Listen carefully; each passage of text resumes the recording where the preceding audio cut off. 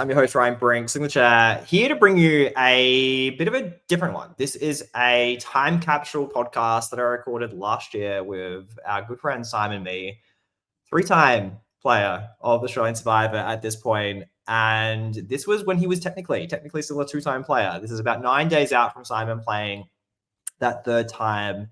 And it's him sharing a little about his pre-game thoughts, me dropping some information that he didn't have about some casting.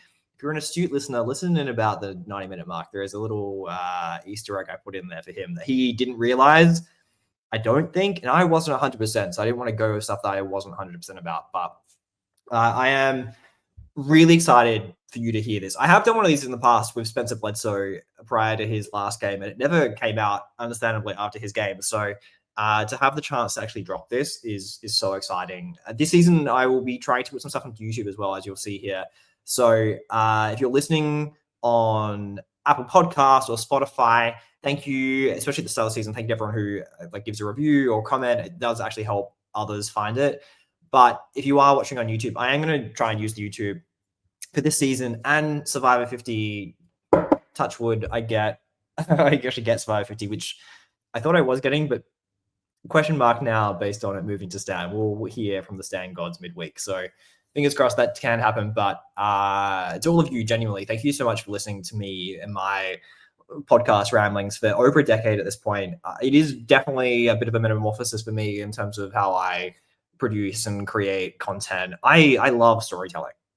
So for me, chatting to Simon in a storytelling way is so powerful and so incredible. And I'm grateful for that. And I'm grateful for everyone who has listened through the years, whether you've listened a lot or listened or not. I recognize that this podcast has gone through its own evolution in terms of what it produces. And for some people, that's great. And some people probably have dropped off and want the content I used to do. But I'm really just producing the content that I love. And that's the storytelling aspect. So thank you everyone who is checking this out. I have an idea for how I want to do this next season being concurrent with season 50 of US Survivor. So stay tuned for that in the podcast feed and on here on YouTube. If you are watching on YouTube, stay tuned for that. But please, if you can subscribe, share with friends. If you're going to any of the viewing parties over the next week, hope you enjoy that as well. There's so much amazing things happening in the Survivor world in season 50 and Survivor, Australian Survivor Redemption, in this new era, I think of Survivor globally, which is really cool and new and exciting. So that's it. I'm going to cut there to my chat with Simon. I hope you really enjoy. I've given you 24 hours notice to prepare for this. I think it's probably the best way to put it. Emergency podcast. All right. Let's just jump in. We'll just go from there. All right. Welcome back to the Brink Reality Podcast. I'm your host, Ryan Brink. Signature, as always, very excited. Emergency podcast. I'll let the sirens in on the background in the post. I am chatting to two amazing people. Cam, firstly. Cam, how you going? Good. How are you, Ryan? Yeah, really, really good. Cam and I met not long ago. We played a game of Equilibrium together, which was really fun. It was Cam and myself labeled as podcasters, quotation marks. And we were versing a bunch of former survivors. One of those former survivors, one of the organizers of that game was Simon. Hello. Hello, gentlemen. How are we? Really good. I'm going to date this podcast. Today is the 20th of July, 2025. That is probably not the date that this podcast is going to come out. I'm assuming potentially if this does come out at some point in the future, this is going to be maybe April or May or even June. I think this is going to be 9 or 10 months away from today. So this is going to be. I'm looking forward to listening back to this very much so, and I'm sure that everyone else will as well when they work out exactly what's going on. So to set the scene a little bit, we are talking from the past. I'm sure not a lot has happened in the future. Hopefully, touch wood, and everything goes smoothly. But Simon, do you want to announce what's happening? I was told, Cam was told 24 hours ago. I had to get some stuff ready. But what is happening? Why are we calling this emergency podcast? So I have been drafted on the next season of Australian Survivor, which is very exciting. The next season being season 12. and to keep up with the timestamp on this one, we just got the date today that Australia versus the World is going to be airing on the 17th of August. So I am leaving on the 28th or 29th of July to fly to Samoa to film season 12. And look, this is something I've kind of thought about a while, to be able to have a point in time to capture my thoughts about going out before a game, and just something to like listen back to and be like, how did I actually go, and where was my head at going into this game? Was I aware of my blind spots? Was I prepared for what I was walking into? Or have I completely fumbled this on the way through? So I have reached out to two of my very good friends, Ryan, who I, of course, have a great podcasting and survivor relationship with, which has turned into a genuine friendship, which has been awesome. So, Ryan and Ryan's had a lot of confidentiality for me, and kind of vice versa on a few bits and pieces over the years. He's been a great sounding board for me. So I trust him wholeheartedly, with this great power that I have bestowed upon him. This could be the end of both our Survivor careers right here. Like this could be the end. Well, you know what, mate? I'm leaving that in your hands. So no, that's okay. We're good. We're good. That's good. And then Cam is one of my best mates. We have known each other for, God, we first went to uni together, and then we ended up working together back in my corporate days in marketing. So that's 10 years. Geez, 10 years plus. I think it was 2011, 2012. We kind of first really kind of kicked off our friendship there and become best mates ever since. Cam was my family visit for Heroes v Villains. All of my immediate family were out of action during that weird time in COVID. And Cam he's obviously a huge Survivor fan, and runs his own podcast with one of his mates, Sam, at work, called Cuppa Immunity. Cam was the backup when none of my family were available to come to Samoa. Now, so when I came sixth, Cam very happy was prepared. Very happy backup, yeah. I came sixth. Cam was flown from Brisbane to Sydney, and was in waiting to potentially get on a plane to Samoa based on how I actually went. And when I got eliminated that day, didn't board the plane to Samoa, and flew back to Brisbane. So he was that close to coming to Samoa, getting a little glimpse of the of behind the scenes and meeting JLP at the time. But unfortunately, it wasn't meant to party be. shirts packed, mate. Yeah. I had everything ready to go, and to get time off from 3 kids, I was stoked. So, but it was sad to get the phone call, obviously, to hear you were eliminated. So I have wrangled the two of you together to because I want your advice, I want your opinions, I want your thoughts. Nothing is off the table here as we kind of work through where my head's at, what this season is going to be, and what my kind of expectations are. And I want you guys to help me break this down and throw it all at me. Let me start. Firstly, congratulations, amazing, 3-time Thank you. Survivor player. That's pretty amazing. Three-time Survivor player is pretty epic. That is I think there's only 5 or 6 of us at this stage who will fall into that category. So I'm I always said I wanted to leave a mark on this game, and even to have that under my belt, that's really cool. So that's not lost on me. Let me ask you this. Obviously, you've come back once before, Heroes vs. Villains. We've got Australia vs. World about to premiere. It's already shown in the future with people at some point. And everything's happened there. How close have you been to going back in the past, and why now? Why is this the opportunity to go back and play the game? Yeah. Well, the first part of the question. So played in Brains v Brawn 1 in season 6. I was asked back in season 7 for Blood versus Water with my wife. Would have had to cancel our wedding at the time. Back for season 7, and that was a really hard one to say no to. But hard to say no from the head. But then my gut is look, I'm getting married. There's a lot to kind of come through here. season 8 I was asked back for, and that was timing's kind of aligned. That was pretty good. And then I wasn't asked for Australia versus the world.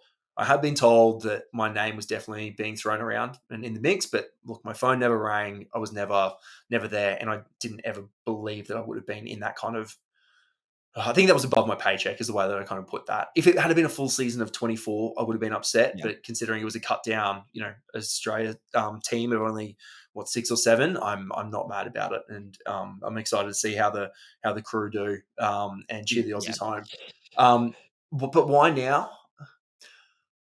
Look, I've got one child now. Like, that's a big change for me. Bonnie is 21, 22 months old. I would forecast that All Stars 2 or some kind of full returnee head-to-head season will be ahead in the future. But look, we're trying to expand our family, and I can't see myself doing another season. What if we have 2 kids? I feel like that would just be too much to leave behind. I feel like this is kind of my last chance to squeeze it in around my family, and even then, it hasn't been easy even in the lead up to it. So I feel like this might just be my last hurrah, and this will be me retiring from Australian Survivor after this. I think the trilogy will complete itself. So I have no qualms, calling this my retirement, regardless of first boot or if I win this thing. Or when I win this thing. Yeah, we're a long time retired, Simon. It's a bold declaration to say I'm retiring, and we don't know. This obviously will air at some point when the season is played out and we know the outcome. It's a big thing to say. Hey, I'm definitely gonna pull out and never play again. This season, you mentioned there a little bit about what this season looks like. People in the future know, but we currently, I don't know. So this isn't a full returnee. This is not even a half returnee. What do you know in terms of like how many people potentially are coming back to play with you? Okay, so I've spoken a little bit about this to Cam, but this is new news to Ryan, and I wanted to get your reaction live on this podcast. So first of all, the theme is redemption for season 12, which is very exciting. Yeah, right.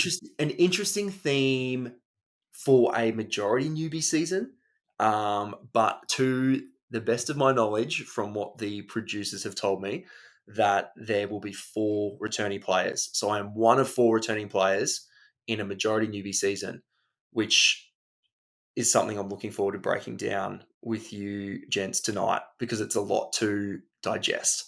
It makes a lot of sense being redemption for why my name came up and why that I was one of the first ones on that list, and bringing everything. I was one of the core puzzle pieces and bring everything around that. I think it's going to be an interesting story to hear, what the newbies have to prove and what their redemption arcs are and their own lives and things like that. But I think my story and my survivor journey is, it's been tumultuous, and I think that this is a really good fit for me to end the trilogy. That's interesting. I am like Googling as you're talking, because that just makes me think of so many different things. I'm sure Cam is a big Survivor fan as well. Like, straight away, when you say the word redemption, firstly, the first time Trial 10 since season 2, 2017, haven't had a versus theme. Like, it's always been versus. So that's new. And we do know that this season is a little bit different in terms of production might be slightly different. We've lost. I'll be happy to take this one. Production, there have been a lot of changes to the team running the show. People have moved around, particularly in the story production. Executive producer is new. JLP, this will be the first season without JLP. We will get onto that as well. Even as a player, I haven't formally heard who the replacement will be. And considering I leave in 9 days, we will find out in the week in marshalling that we are waiting in Samoa, doing a couple of bits and pieces there. But a lot of changes. Fresh blood, a lot to prove. This will be interesting. Being not a traditional kind of season of what we've seen recently, but I think that it opens us up for fresh air, some blue sky thinking. Yeah, cool. Coming back to the concept of redemption, I think that's really fascinating. Cam, I want to get your thoughts on that. When you hear the word redemption, I'll get you to go first. What do you think when you hear the word redemption in Survivor? Well, first and foremost, island redemption island, obviously. So some Yeah. kind of Yeah. safety net for these players. And when you think this is probably the first, proper captains returning season that Australia's had, is there that safety net for players to have to get back in the game? So that's probably the first thing that I'd imagine would be the case. What do you think? Yeah, I 100% agree. And I'm really fascinated by that as well, Simon, because if this is redemption, not saying they would do it, but it is something you have to consider if there's a redemption island or edge of extinction Edge of form, extinction, yeah, something like that. yeah, Yeah. And then the other where thing, it creates extra content as well for the show, like having a third tribe. We haven't had a third tribe since the original season in 2016. Production costs, obviously, it's exorbitant, but it is a small wrinkle for a short period of the time in the game where they could potentially do it. Look, in the other can of worms there is captain's season, which you mentioned, Cam. So look, I haven't watched all the US seasons. I'll be upfront about that. And so something we go into tonight is do a bit of a crash course on, some of those what the captain seasons, what they have looked like, Yeah. and what that kind of means there. I'm hoping that it's not captains to an extent. I feel like there's already enough pressure as one of 4 returnees, to know so much. It's like cheating playing with newbies. So yeah, that kind of makes me a little bit nervous about what that may be. And then is redemption island, redemption rock, redemption some kind of other tribe or whatever. I don't know. We can speculate about that, but at this stage, I'm not going to overthink that. That's something that I'm just going to have to play around when you're there. You can't try to forecast the twist is only going to set you up for disappointment. Agreed. The concept of captains though is fascinating because obviously if we've got 4, and that's your understanding, there's 4 people returning back for the season. Should we touch on this 4 now? Do you? Okay, I'm happy to go with what you want to roll. Do you have any idea? Because I feel like it helps set the scene for a number of different things. Cool. So to paint the picture from what I kind of know about this season, I am good friends with Karen and Mark and Zara. Yep. Karen and Mark came along to a games night that I planned at my place in preparation for this season. We played Blood on the Clock Tower. Karen flew in from Brisbane. Into Brisbane from Melbourne, which was really cool. And yeah, Karen told us at the end of the night that she was asked for this season, but had to decline for work reasons. So absolutely heartbreaking for her, but understandably a nice feather in a hat to get a call back there. So I had also, just pausing there for a second, I had also heard that same rumor. So I'm interested where that's got out a little bit wildly. That's been shared that she obviously has turned it down due to her work. So you knew that, but you didn't know the theme. I didn't know the theme. No.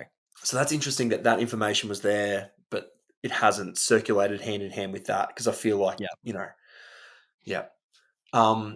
The other thing that's happened recently, I got a call from my best Survivor friend, Mark, Mark Warnock. It would have been less than 10 days ago. Not out of the blue, but just calling and just asking for some advice just around fee negotiations. It was all kind of moving really quickly. My goal was to not tell anyone, absolutely not tell a soul apart from say yourself, but in terms of the player circles, I don't want to tell anyone. I need to do this for me. I need to do this I need to, bunker down for myself. And I want to, create at such a path of least resistance, give myself the ultimate freedom once I hit the game, and just clean space to be able to do what I wanted to do.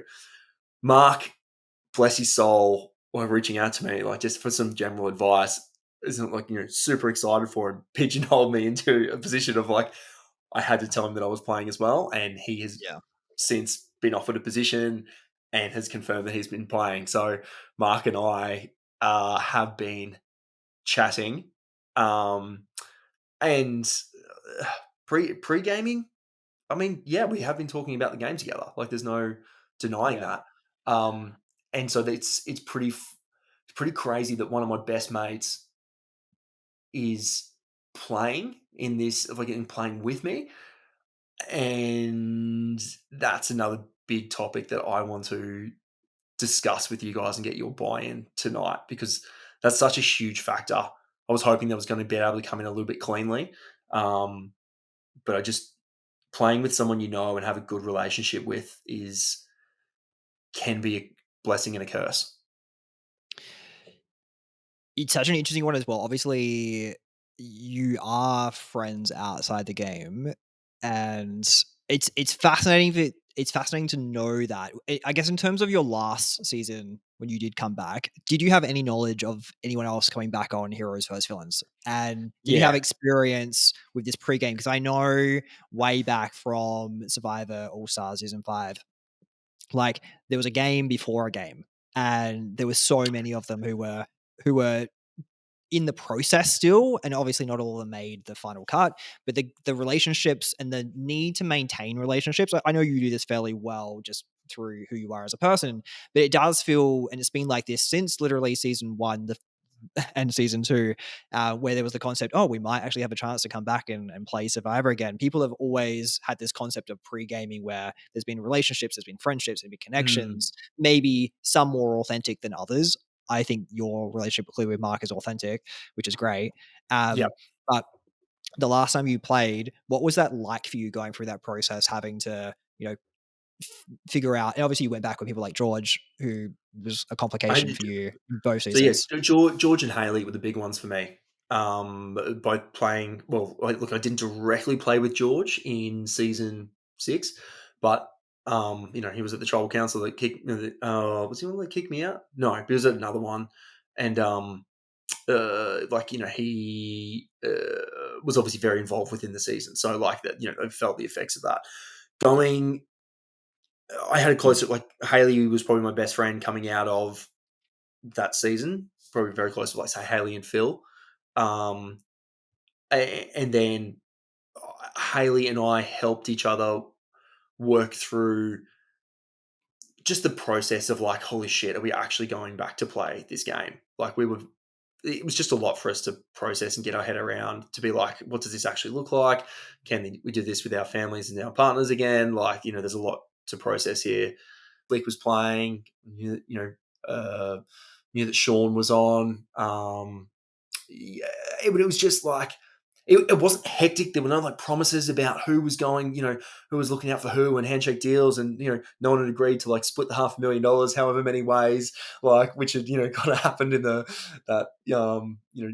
All Stars returnee catastrophe.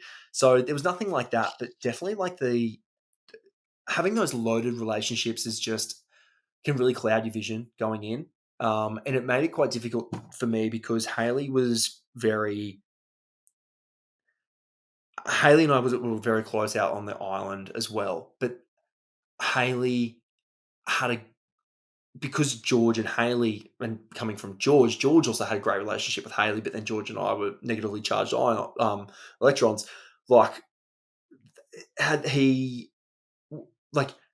It was really hard for me to navigate the information that I was getting from Haley, because she also saw George as a point of truth, because the amount of truth coming from George made sense for that he was trying to work with Haley at the same time. So that relationship over the top made things very difficult for me. Great to have someone out there who was able to trust and work alongside to an extent, and have my back. And essentially Haley ended up flipping the vote, got herself voted out to keep me around at the end. And, that final kind of, when it was Sean, Haley, then myself.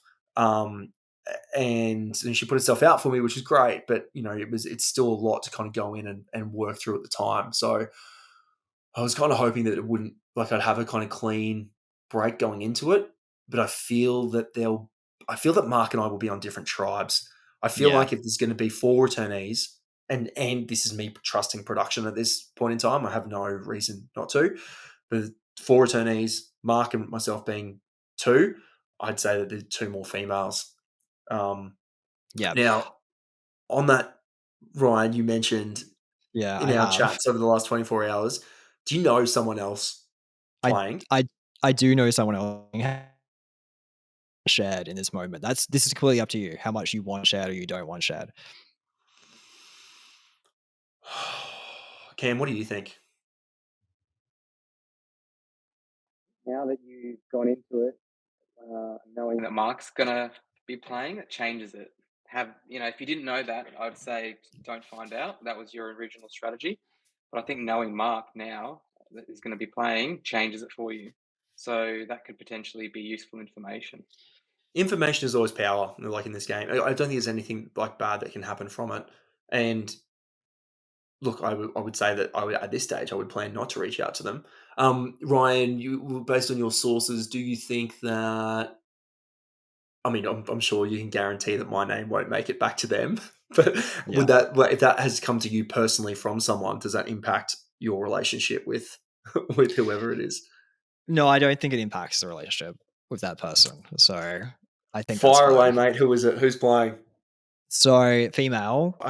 Cam, who do you think? What's your gut say? Who do you think would be? Well, the only thought I really had was around this theme of redemption, and if it was going back to, obviously, your character arcs are so uniquely intertwined in other people. The last 2 seasons you've played, one of those being George, and we're saying, obviously George won't be that person. But going back to Brains versus Brawn 1, the only thought I had was it could be a Shannon if they really wanted to have like 2 people with history kind of pitted against each other. Yep. Or Danny for that matter. Shannon or Danny. Yeah, I know Danny's been asked before and to return, but didn't work out with where she was with children. Yeah, God, that'd be huge. That would be interesting. If Shannon was on that season, I will say to you, do not trust her. She doesn't like you. Like, at least in the moment when I chatted to her on the podcast, she was against you.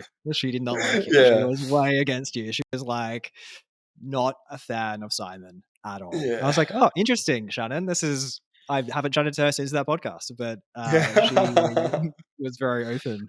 Shannon and I did it for Flick's wedding a couple of years ago. Yeah, it was when Heroes v Villains was airing. Shannon and I, we road tripped down from Perth we were in a car together for that, and we had a great time. She's a great egg. Yeah. I wouldn't be upset if she was out there. Danny has me a little bit worried if it would be Danny, but oh God, I'm not gonna speculate there. Eileen is someone who my gut would be like, I could see her kind of coming back as a great player for to seek some kind of redemption. Like, she was trapped behind Ferris, and I could see her, playing. But that's all I've kind of got. Brian, who is it? Lay it on me. So the person I've been told is coming back is Brooke Jowett from season 1 and All Stars. No way! Oh, that's so cool. That is so cool. Oh, that is so freaking cool. Yeah. Oh my She's God, amazing. that's amazing. She's amazing. Brooke is amazing. Yes. So obviously you guys have both had babies in the last period of time as well. Like, so similar life stages. Similar life stages. God, she used to work in media as well. Media and marketing.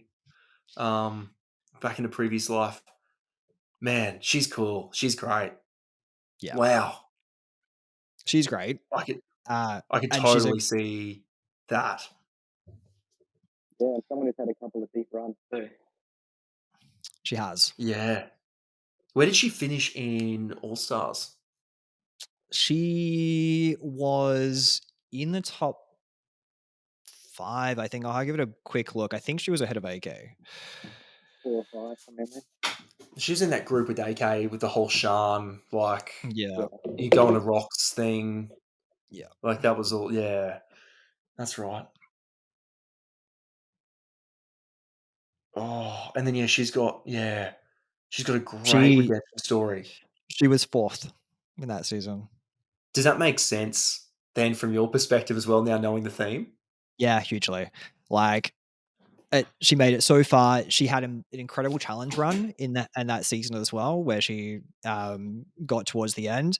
Looking at her stats, 17 challenge wins in total for that season. Yeah. Finished 4th. Her first season, she was on that Snapu tribe that won everything. Like she was dominant throughout. So I think would be like a really good asset out there as well. Someone who I Huge. think you could potentially trust and work with. Yeah. Definitely. Yeah. Yeah. Because there's no like relationship. There's not like as in like, game relationship like crossover there. It's been completely pure outside the fact, outside the game. She hosted She Talking hosted Tribal. with Shannon. Was that your season?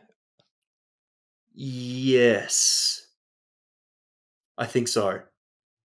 Yes, it was. Yeah, with Khan. Right. Yeah. Was it with Khan? It was with Khan that season. She was with Khan. Or was it Chrissy and Khan? Was it Chrissy and Khan? Chrissy and George, wasn't it? No. Chrissy and George, yeah. Khan and yes, that's right. So that was season 8.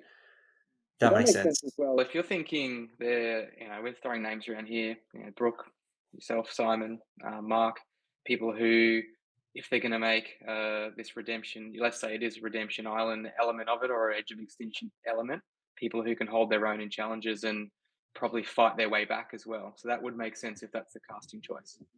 Yeah. Yeah. Wow. Okay, that's good. That's really good. Okay, something I'd like to understand, like while we're talking about Brooke, what I truly believe there's a huge element of people are back to like right the wrongs of the past, to undo what they've done and to make right their missteps. Yeah. What missteps? What would Brooke be back to prove? In her first season, she was really close with original Flick. Flick. Yeah. OG Flick. And OG And Flick. Flick stabbed her in the Flick, back, hey? Flick stabbed her. Yeah. Which made for such a great storyline. It did. And then in All Stars, she kind of was on the outs a little bit. David took control. He had Tarzan, Shan, Mo, and she was just kind of out. She just fell Of victim like, to the numbers. yeah, and she kept on winning her way through. Yeah. If you remember, she was really in there with, I think it was Lockie and AJ and Shawnee, but just the numbers stacked against them. Maybe and then there was that epic, like, it must have been on the one that Brooke got eliminated. There was this epic obstacle course, and then it was like Brooke and Dave going head to head, and Brooke like just lost the immunity challenge, and then Dave won and voted her out, like that close. Yeah. Could also be an element of someone who's played a couple of, very loyal to a group of people games. So to mix that up, she might want to play a different kind of game. The thing is, the game has changed like significantly from the Survivor I grew up, viewing from 1 to 5, and from playing through 6 to 8 and watching the transparency evolve and mateship go out the window, and then loyalty come back, and like people playing was playing the game was acceptable and then not acceptable, and then like what else are the big kind of things that have seen change? Like, you look at the last season, like everyone wanted to know, to an extent, like where the votes were going, like the transparency. Everyone wanted to be on like the same page to an extent, or at least like, have it all out in the open. Like, yeah, it's a very different game to what Brooke would have played initially back in the day. Even in All Stars, like she was in a dominant group originally, but it just got flipped around the swap. So it's interesting. Just note as well, she's also been on the challenge. She came second in that Yes. season. Yeah. The She's one, so she's incredible at that physical aspect of the game. And I was just reading her profile. She actually co-hosted Talking Tribal of your second season, Heroes vs Villains. it was with second Kant. season. Yeah, cool. Yeah. It was with Kant. Yeah, right. All right. That's That's a good point. Yeah, That's she's commentated on your game already. Yeah. So she watched you Yeah. play. Yeah, and intently. look, and I would say this Yeah. about Brooke. Like, she doesn't strike me as she's watching every single season of Survivor. So that one in particular that she has watched and observed more closely, that could be a real in for you, because in that season, I don't know how you felt you were portrayed, like, in that season, but like, how do you feel like you were portrayed? look, and this is part of my strategy here. And look, I'm going to be leaning into the himbo. Like, you know, I haven't done any of my I'm not filming a backstory this season. My backstory is my Survivor game, so that will be captured in my Master IV that happens in the pre-game. We do that, like, taking it to the beach, you film that, and then they can cut all that over the top. My kind of story and background is that I am. There's a small corner of the internet that considers me to be one of the dumbest Australian Survivor players to ever play the game. But I am actually one of the most resilient players to be smacked down that many times and to keep getting back up. Like, I'm the lovable idiot. Nothing goes my way. Like, I am the wily coyote who never catches the roadrunner. The dynamite blows up in his hand. Every time he turns around, he steps on a rake and it smacks him in the face. But this is the time that the wily coyote finally catches the roadrunner. Yeah. So I will be leaning into that kind of, himbo, happy-go-lucky, dumb player persona that people would kind of see me as, knowing that there is an element of anyone who actually knows how much I can kind of lean into this game and know it and stuff like that, and when you listen to a deep dive or a podcast, or has heard a podcast that I've kind of commentated on or whatever, would know that there's probably a little bit more to this guy, and it's I've just had a couple of just fundamental errors and breakdowns that have, and a couple of just missteps that have lined me up for failure that I haven't been able to avoid. But I keep trying, and I'm going to keep trying again. So I feel like there's an element of that she would have seen. I actually don't think I've met Brooke in person, but I've spoken to her quite a bit. Yeah. So that's cool. Nice. Yeah, and she actually was helpful to me during that season. Help prepare me for like a few bits and pieces, being like, hey, like, there's good stuff coming for you. Like, I know you're stressing about where you're at the viewing at the moment, but like, this season turns around for you. So that was kind of really cool. Yeah.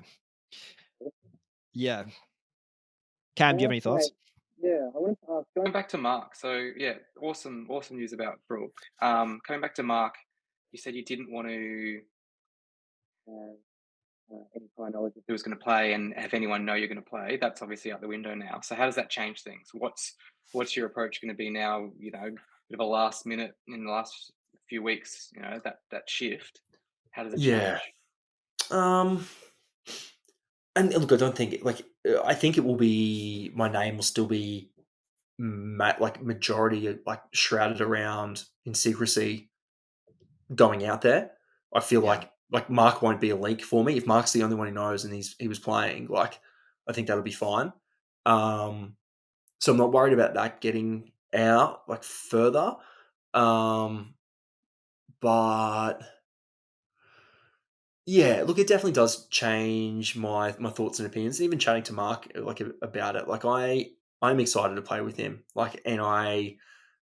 It's just about how much I can trust him, and I want to. I really want to, and I feel like it'd be silly for me not to, especially if there's only a few of us returnees. Mark and I have no bad blood between us. We only have he wouldn't have called me to ask about advice for fees, for appearance fees, if he didn't fully trust me there as someone who's going on the next season. So there's a lot there. And the conversations that we have had are around we will be playing together.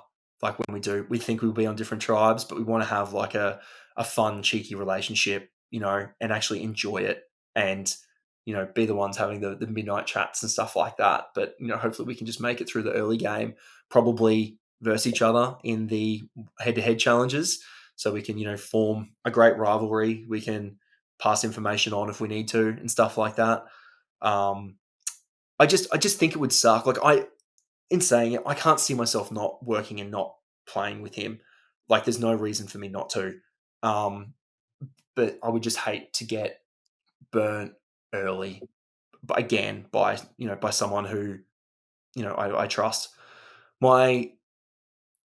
The big thing I really want to look for in this game is I need a ride or die. I need someone who can be there for me the whole way through. I need a Kalen. I need a Ferris had even Eileen. Who were the other kind of there was Right. I need a Tarzan. I need a Raymond. Yeah. I need someone like that. But unfortunately, the people that I have trusted in this game, in a game that you can't trust anyone, have either turned on me early, very early, or have been voted out.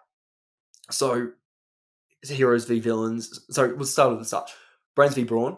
Gavin was my ride or die. He was like, he just would have been there for me, would have done anything for me. Just, he was kind of about half a step behind how the game was moving. And unfortunately, the kind of misstep was just like him getting voted out early, and then them just keeping me around for strength. So I lost him there. I lost Michael in Heroes v Villains. He was like not getting along well with anyone, but I was able to take him under my wing. And then Stevie essentially as well. Stevie didn't make it past the tribe swap, and Michael was it wasn't getting along. Other people were picking So up I on know, his vibe yeah. around camp. So lost him as well. Yeah.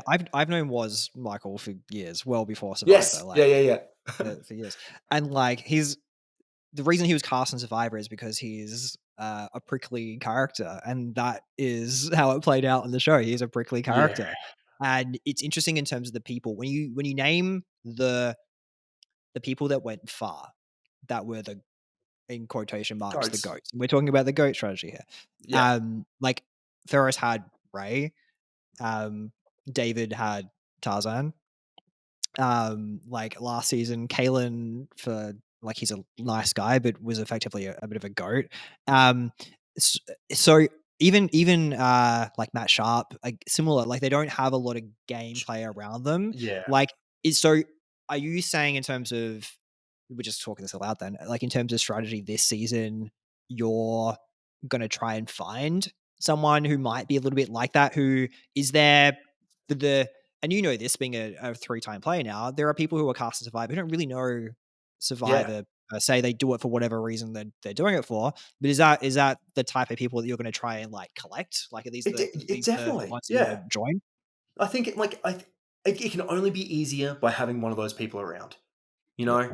and I know that I can serve as a shield for them depending on where they are. But yeah, like if someone like a Matty Sharp, or any of those other like people we mentioned that are like, you know what, they're incentivized to like turf you at the end, but like, geez, if I can get to 5, 6, 7, like then I'm at least within striking distance, I like was so I would say this I need to get there first. Yeah, and I will say this though, all of those people have never, even though the incentive has been there to do it, and I think that's about finding the right person. The incentive for all of those names that we talked about has been to take out the bigger threat, and they don't. Like they ultimately don't because they're loyal. And I know you well enough, Simon and Cam. Like you know Simon really well. Like clearly mates for years, and is a loyal person. But you've always known where the line is on Survivor and reality. I think it's interesting watching Australian Survivor in particular, there are so many people who go out there and play. They can never see that Survivor line of where loyalty sticks. So it's interesting. It's interesting, like who you naturally gravitate to. Obviously, is going to help form the relationships that you make. But I guess like that's a question in itself. From the first time you said earlier in this chat, like those newbies are kind of like, I don't know if you said like headless crooks, but that's the impression I got. Like they don't It's really just know. cheating.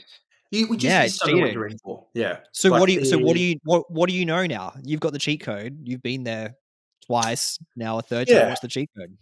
Look, the cheat you don't know what cards you have in your hand until you actually can see the cards like around. Like you don't know what kind of personalities are going to be there and how that comes together. You don't know what kind of vibe when you put 12 randoms together, where any like overwhelming toxicity, overwhelming positivity lies within a group like that, and picking up any undertones of what that group of people looks like and how they get along.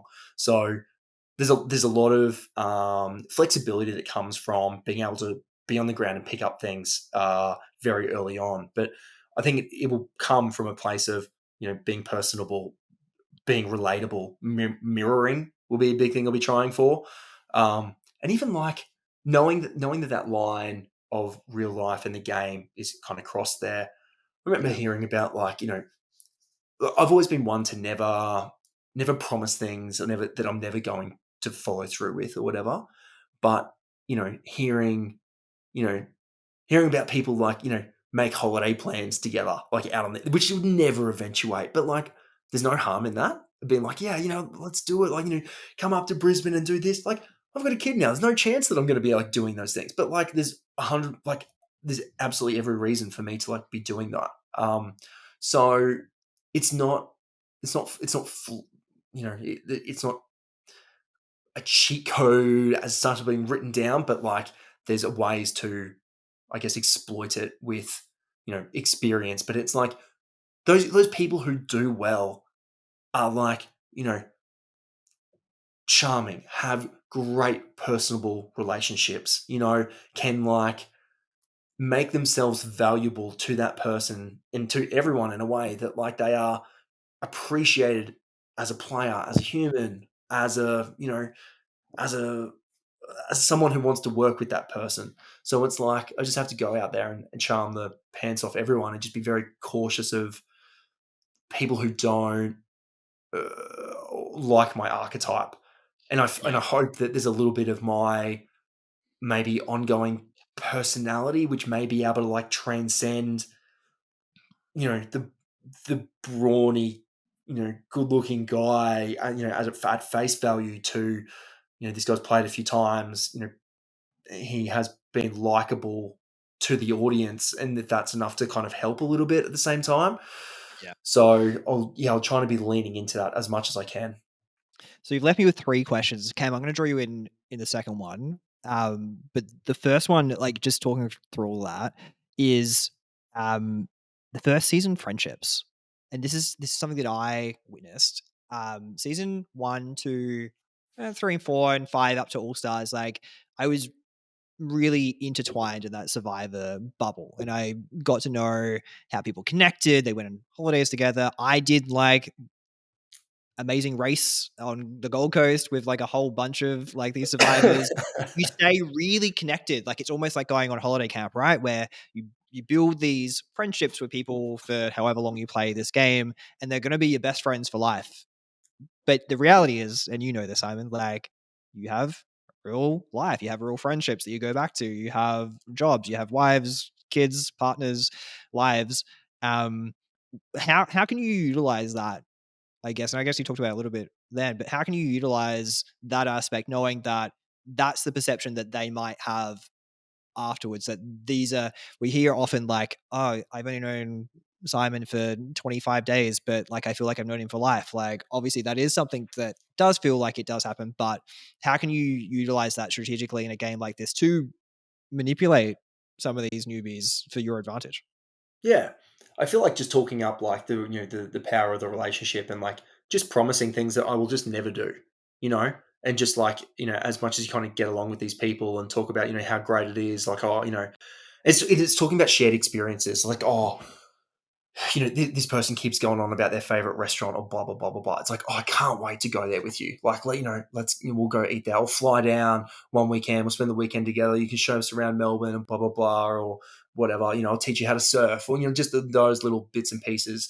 So it's just like, just utilizing that pillow talk in a way that, I'm comfortable doing now, where it's like, it doesn't this time it doesn't mean anything to me. Like, yes, you know, I will still get along and I still like these people, but like I will be promising things that I wouldn't usually do. And I haven't even done that as much in the past. Like, you know, realistically, when say, I don't know, say Geordie and Fraser were talking about like going to Thailand to do a Muay Thai camp, you know, and like they're so excited about that. I'm just like, oh, look, realistically, guys, like I'm probably not gonna, but like there's no reason why you can't get in on that plan and be like, yeah, let's do it. You know, it's gonna be the best. And yeah, exploiting that will be just one of those little strategies that kind of help you look favorable in their eyes. And, you know, whether they want to, it will help me prove myself to be more valuable than a threat to them. Whether it's like I'm looking out for them, giving them some advice, helping them where I can, being like trying to take them under my wing, but also like, you know, more lead the horse to water at the same time. But trying to, you know, get people to find their own way, but like either, you know, bring them along to like use me as a shield or, yeah, I don't want to be as much of the leader, but it's going like naturally. Yes, I've fallen in that position. Yes, I've done it before, so it's probably going to be a little bit easier for me to slide in there. I just need to make sure that when it comes to making plans, that everyone's, you know, voice feels heard, and then that kind of comes from elsewhere and not just me the whole time.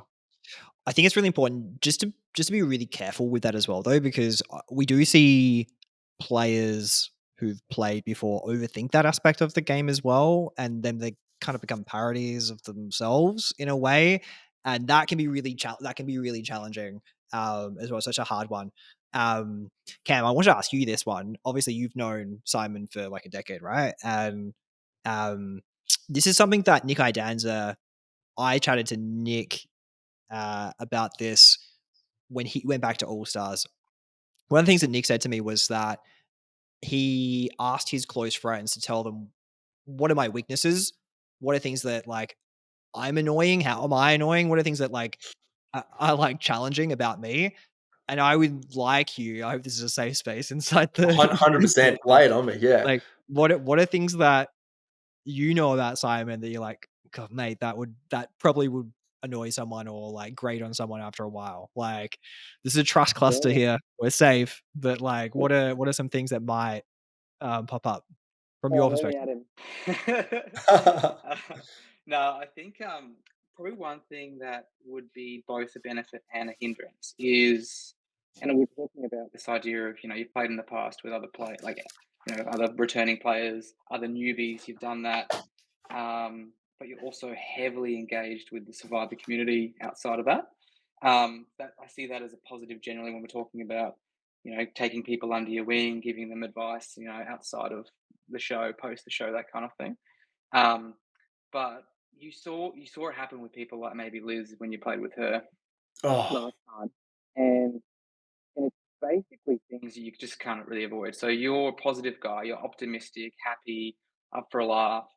There's just sometimes people who aren't keen on that, who aren't always that jovial and happy, and you know, I'm guessing the first few days or week or so is pretty miserable when it comes to being hungry and tired and just destroyed. So that positivity maybe grating on people as well. But once again, that's a strength to when you're with other people too. So that's probably a really good one. Yeah, and then I think the other one really is, once again, I think considering where you've come from your last two seasons versus to where you are now, what you'll be able to talk to is the major things that have changed in your life, right? Kids, like, new job, new like career growth, all that kind of thing. Um, but essentially as well, and I do it all the time. All I do is chat about kids and relate to other people with them. But that can automatically be a detractor. So like people don't have them. They're just like, no, well, got nothing really in common. Can't talk to an awful lot as well. So that's always a tricky one as well. And I don't think you'll have much problem relating to people outside of that. But that certainly might skew things compared to the game that you played last time. yeah. Two very good points, Cam. Yeah, look, I have toxic positivity in terms of like, yeah, I'm just like always glass half full, happy go lucky, and yeah, like it does great on someone like a Liz who isn't having a great time, and like that's kind of hard. Like that's probably like the part where it's like, oh, I just know I have to be very careful about that, and sometimes like, yeah, just find the. It also didn't help that like George was also in Liz's ear at the time, so I had someone there who was like, egging that along, or like helping like be in her ear, identifying those things that were probably making her tick, like to help exacerbate the situation. It is a difficult one for me because like, but I can feel that. Like I can also like when someone's not vibing with you, you know that, and when they're not, on that same kind of level, rolling their eyes behind your back, like yeah, So it's not I wouldn't say it's a blind spot for me. It's a tough spot because like I know about it, but how I manage that is difficult, and that can come from like different people. Like you don't know who that's going to come from, which is rough. Like it almost got a little bit from Jerry as well, like which is very unexpected from the kind of archetype that Jerry was. So trying to work through that, and then the second part was getting along with people, making sure that having a lot in common. Like, look, I'd like to think with a couple of different career backgrounds now, and like being able to knock around with like 18-year-old apprentices on site or whatever. Like, there's a fair bit of. I've come across a lot of people now, even in the game scenario. So being able to like work through that and work out, okay, what do I have in common with these people? Where can I cherish a relationship? I feel like I've got a lot of people well covered. So yeah, I'm not. There's a couple. If someone sees me as like just like that leader always calling the shots, being annoying there, and just generally annoying, that's just a hard spot for me to play. Let me ask you about. Yeah, go. Sorry, one final one. Running around in budgie smugglers, mate. You're famous for it. Is it going to rub people the wrong way again, or is that just you? I mean, I'm not gonna change who I am at the end of the day. Like, yeah, I still want to do it as me. Like, I'm not going to completely forgo that. I'd like to if someone has a problem with me and budgie smugglers, like on a beach, like they've got more issues than I do. Well, hey, while we're on that, Brian, I'll give you a little sneak preview. Cam has seen these. Spoilers. This is breaking news for you, but for no one else. But how cool are these?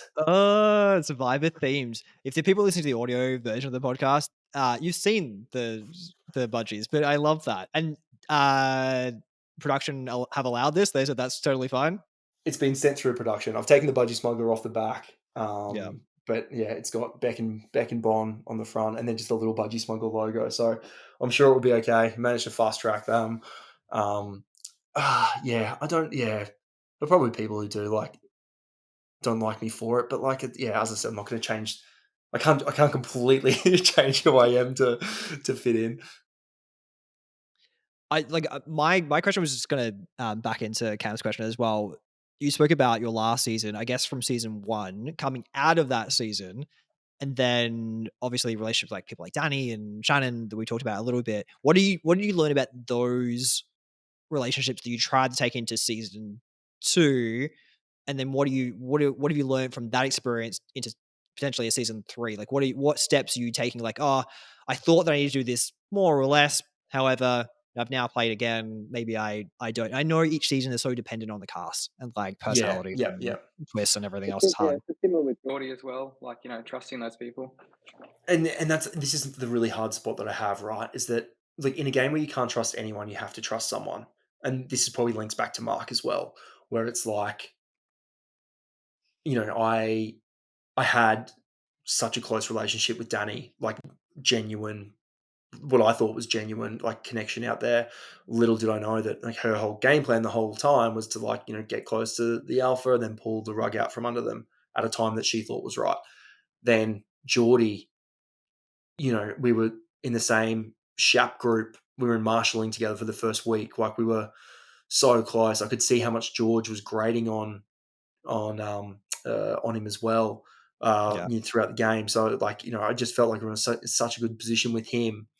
And I just, I don't think it made sense at the time to, like, that kind of call was made. So it was just really hard to have two people that I trusted make moves and throw my name under the bus very early on. Like, I just don't know if, like, that's, like, was I just unlucky then, or is that just unfair, or was that just, like, the cards that I was dealt at that time? Because, you look at, a relationship that, Jericho and Luke had, like, what's not to say that in one of the, that they were, a unity that were able to move forward through so much of the game together, right? Yeah. Versus, It's a hard one. And, like, you Yeah. use the Jericho and Luke one again. I know that season so well. Like, Jericho is such a loving person.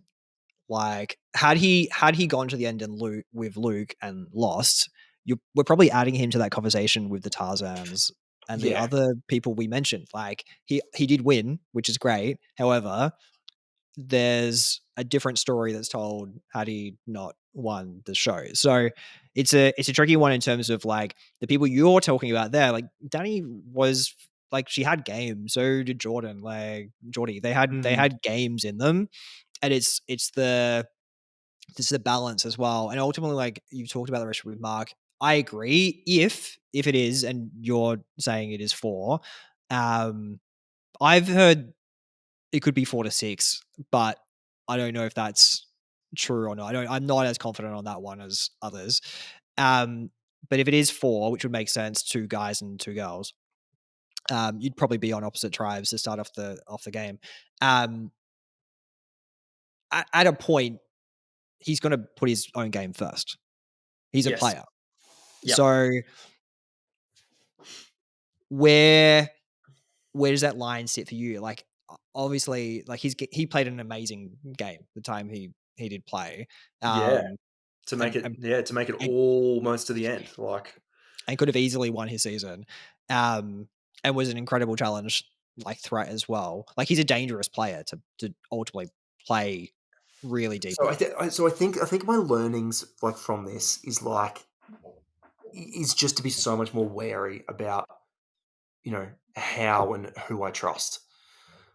And that's just going to become so freaking hard. Like, it becomes so hard. Like, and which makes this game so freaking good, right? That's trying to work out, who can you trust and when can you trust them? And it's like, yeah, are they the game player? Are they not?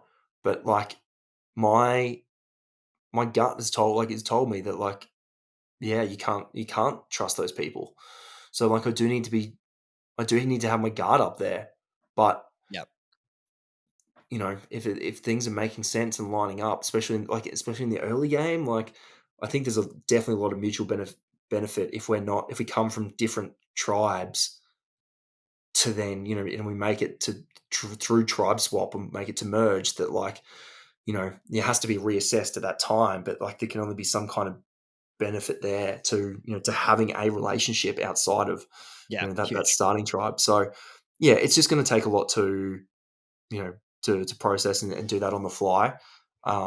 It's going to be really hard because I'm going to be second guessing myself along the way. And because I don't want to fall on my face again. I don't want to make the same mistake 3 times. Like, and that's, like, ultimately, like, everyone tries to do better than last time, or make up for their shortfalls and their shortcomings. It'd just be poetic if that's how I went down, but, like, far out, it'd be pretty shit for me. So you talk about that. I'm just going to get you to name it. Like, we're just all cards on the table. Like, I know what they are, but what are your mistakes? What have been your mistakes the first 2 times? My mistakes the first time were just opening my mouth against idols, like, telling people about the idols.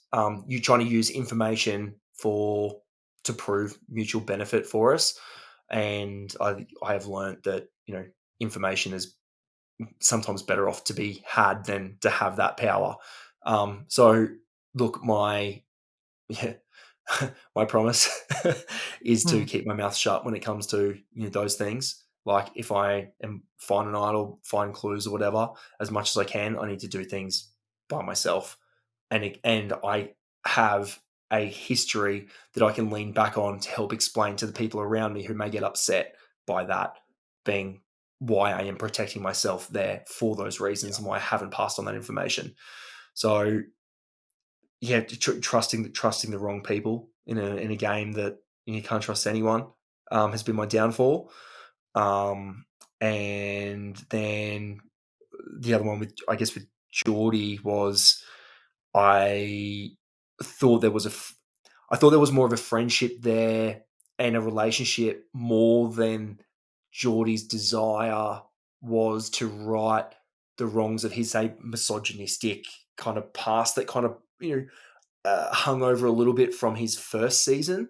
Not that it was a huge thing, but there were definitely people who labeled him as a misogynist, and that's the course correct that he was on in that season. So I put personal relationship and friendship over someone's own game. But at the end of the day, Geordie's motivation was going to be to look out for himself, which it should be. But I didn't quite clock that, he wanted to change that look and feel more than anything, that he didn't want to be labeled as a so that was a couple of my big mistakes. It's a really interesting point you raised there as well about people coming into the game and wanting to change the way they're perceived through the game. So you obviously know two of them. Brock obviously had like the issue with Flick in the first season, and then in that season, like Flick is on that cast as well. So like it is interesting like how those things manifest themselves and do play out. Probably worth looking into like. Sorry, go. I can now see Brooke. Like, I feel like this would be a pretty clean season for Brooke. Like, I think she's just gonna be there to win. Like there's no history. There's not gonna be no other returning players. Well, I mean, there's gonna be one more, but like, I highly doubt that Brooke will have crossed paths with that player. If we look at Survivor in terms of eras, like the first 5 seasons, her first season 2016 through to All Star season 5, they are a little bit isolated. We haven't had too much crossover starting with your season 6, through like that was to me the start of this new modern Australian Survivor era that we kind of had for getting blood And versus then we water. had Sam Webb is the only one Yeah. who's really kind of transcended that. We haven't had And Sean. We did, and Mark and Sam came back True. for Yeah.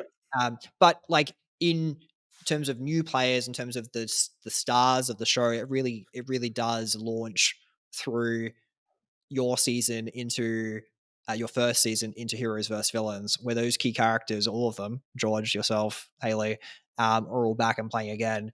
This I don't know, this could be like a bit of a bridge again, and it is interesting to think about what the legacy is of the players that come in. I don't think Mark. I don't know if Mark has a huge negative persona. I think he got a really strong, like, kind edit for who he was. And this is probably a question for Cam about you, Simon. Is like, as his mate, what do you think the legacy is? If you were like talking to a mate, oh, my mate Simon's off to play Survivor again. What do you think they would say if they like loosely knew what Survivor was about what Simon was as a character or is as a character? It would have to be the golden retriever Labrador analogy, but with the redemption arc. I think anyone who watched Heroes versus Villains, there was some negativity at the beginning, and then it came full circle at the end where everyone loved him and was like, rooting for him and everything. So, and obviously, that was huge episode with episode 7, and that was George kind of turning everyone against each other, and that was the Fraser vote. But that was a turning point. I think even just the way that Simon handled it in that episode, with a bit of this is out of your control and a bit of humor and good sportsmanship, then started to shift that.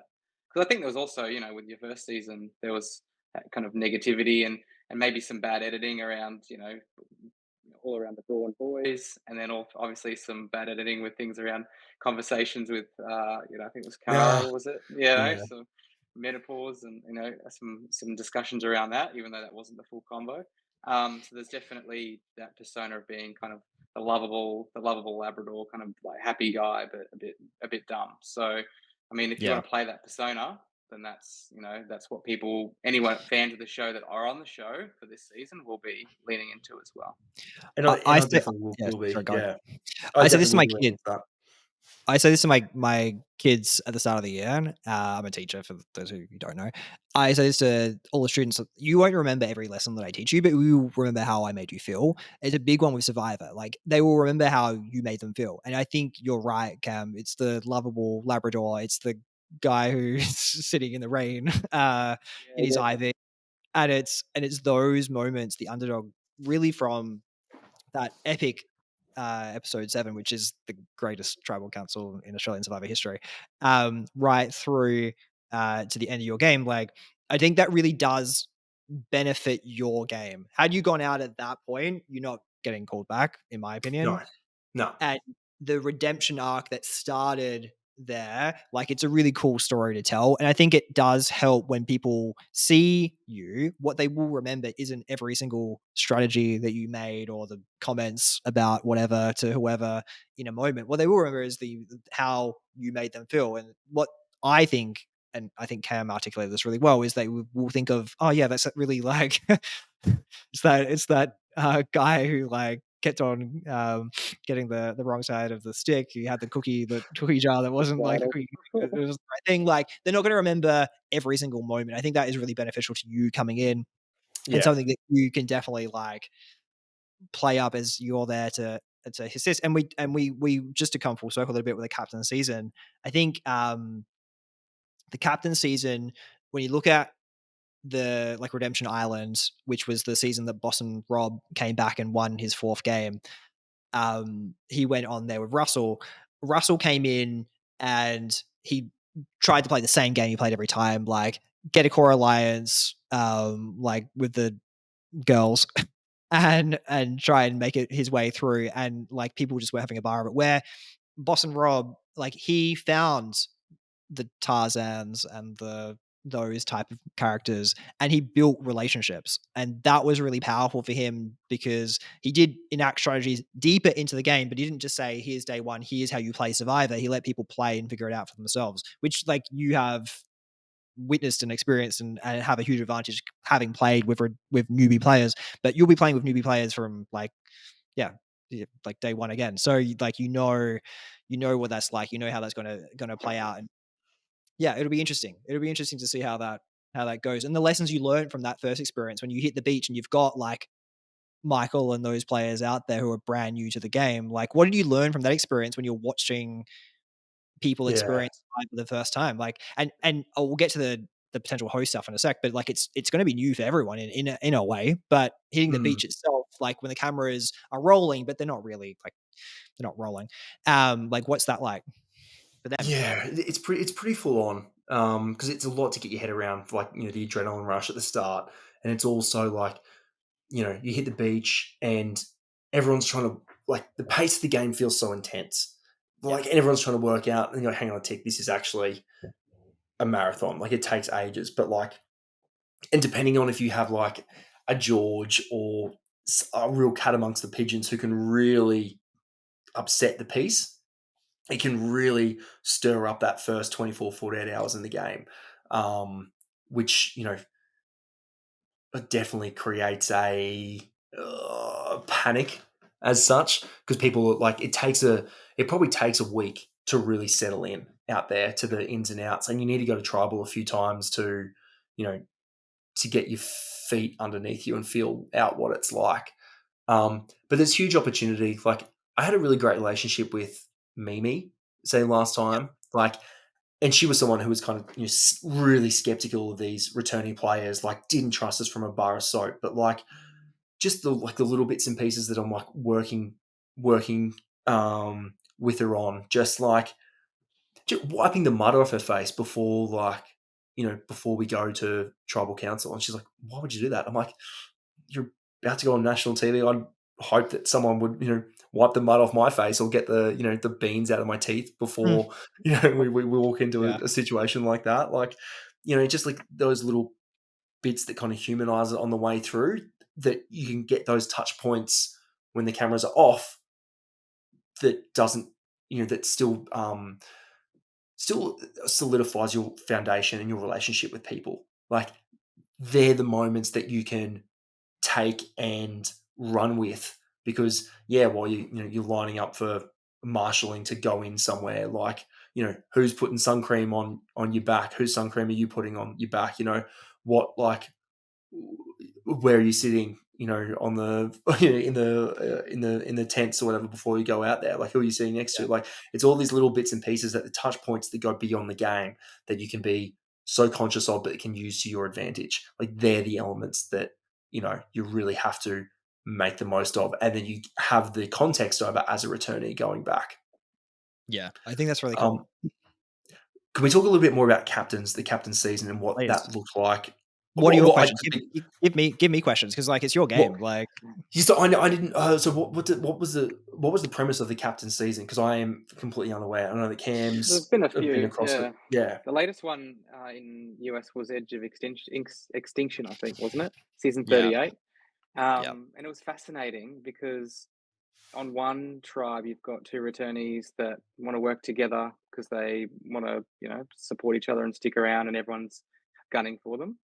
And then on the other tribe, two returnees that turn on each other straight away and try and kind of amass the, their own armies within the tribe as well, and actually end up making it further down the track. So it really does depend on, I think, the other returnee. So whoever it is is their willingness to work with you, or is their willingness to throw you under the bus so they make it down the track, I think, is probably the initial thought.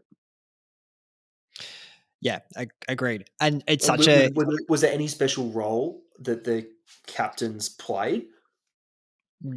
Not in the US version. In the South African version, to my knowledge, this is pre the seasons I watched.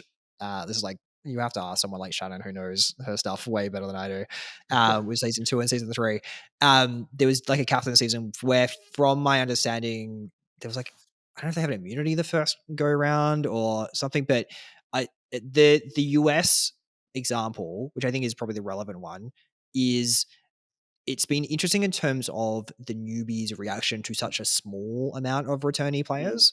So, and Cam puts it really clearly, like, it's hard because sometimes it's just a person who is a newbie who's like, let's just target the returnees. I think it was like David Penner in his first season in the teens, he was like, let's just take out the returnee. I was in actually KK on season 25. He was like really big on, like, let's just take out the returning player, get them out, and we'll just play our game. And that was like kind of like a coalescing between them, where it was like, we're all new. This was a 3-person tribe season. We're all new. Let's just get out the new person.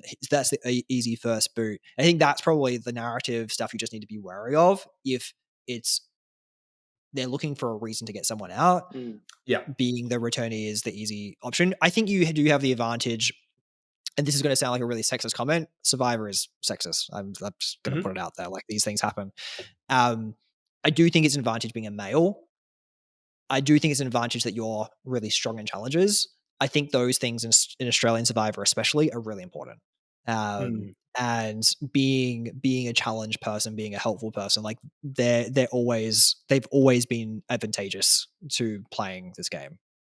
Even I was just going to say, even with the Blood vs. Water first season here in Australia, there was obviously a couple of returnees, not many, a similar kind of scenario. And I think Andy was first boot. First boot, easy for everyone, and the other returnees were happy to kind of go along with that. I know you don't want to watch a lot.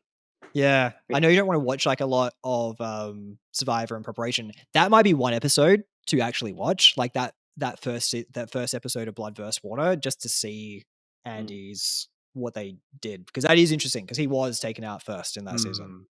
Yeah. I mean, look, I actually have played, like, like, I did have that experience walking onto the beach on, Heroes v Villains, where, like, we went in at 7. Were we 7-5? No, was it 6-6? 6-6? I think we were outnumbered overall. I think that maybe the Heroes were down. Anyway, but like, watching how that was going to go, being in that kind of element where it's like, okay, we are fully prepared as returnees for a returnee versus newbie onslaught. Like, and it just didn't happen. Like, we were able to branch out, make everyone feel comfortable, and it just didn't become a thing, which was really good. Yeah. I think it's going to be a real.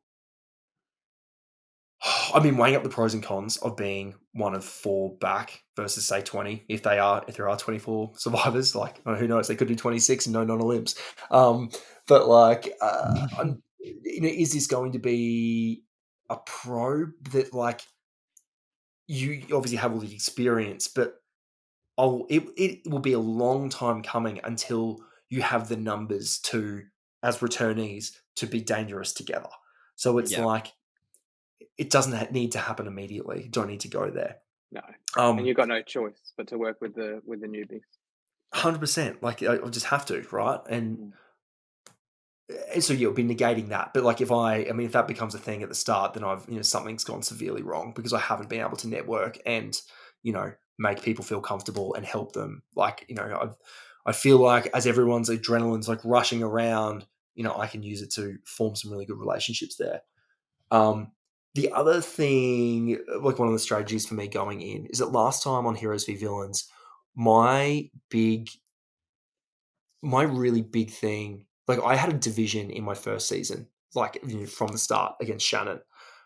The Heroes v Villains, my goal was to have everyone voting unanimously, and it worked like a treat. Like, I worked very, very hard to keep everyone on side, and the first 3 tribal councils that we went to were all unanimous votes. I really made sure of that, and that was like, even George wasn't there after he got his injury and stuff like that, and he was very much so quietly playing from the bottom. I was telling George where some of the votes were going. Like, I told him on the Michael vote that, hey, it's going on Michael after he just came back from his head injury. I feel like being a returnee, knowing how to work around a separation, I feel like having a separation in the tribe is a good thing for me. And with these cut down numbers, whether or not I can get the other returning player to like work on the other side, do I trust them enough to work on the other side of the tribe with me to like keep each other's name out of it? That would be the ideal strategy, but it depends on who that person is.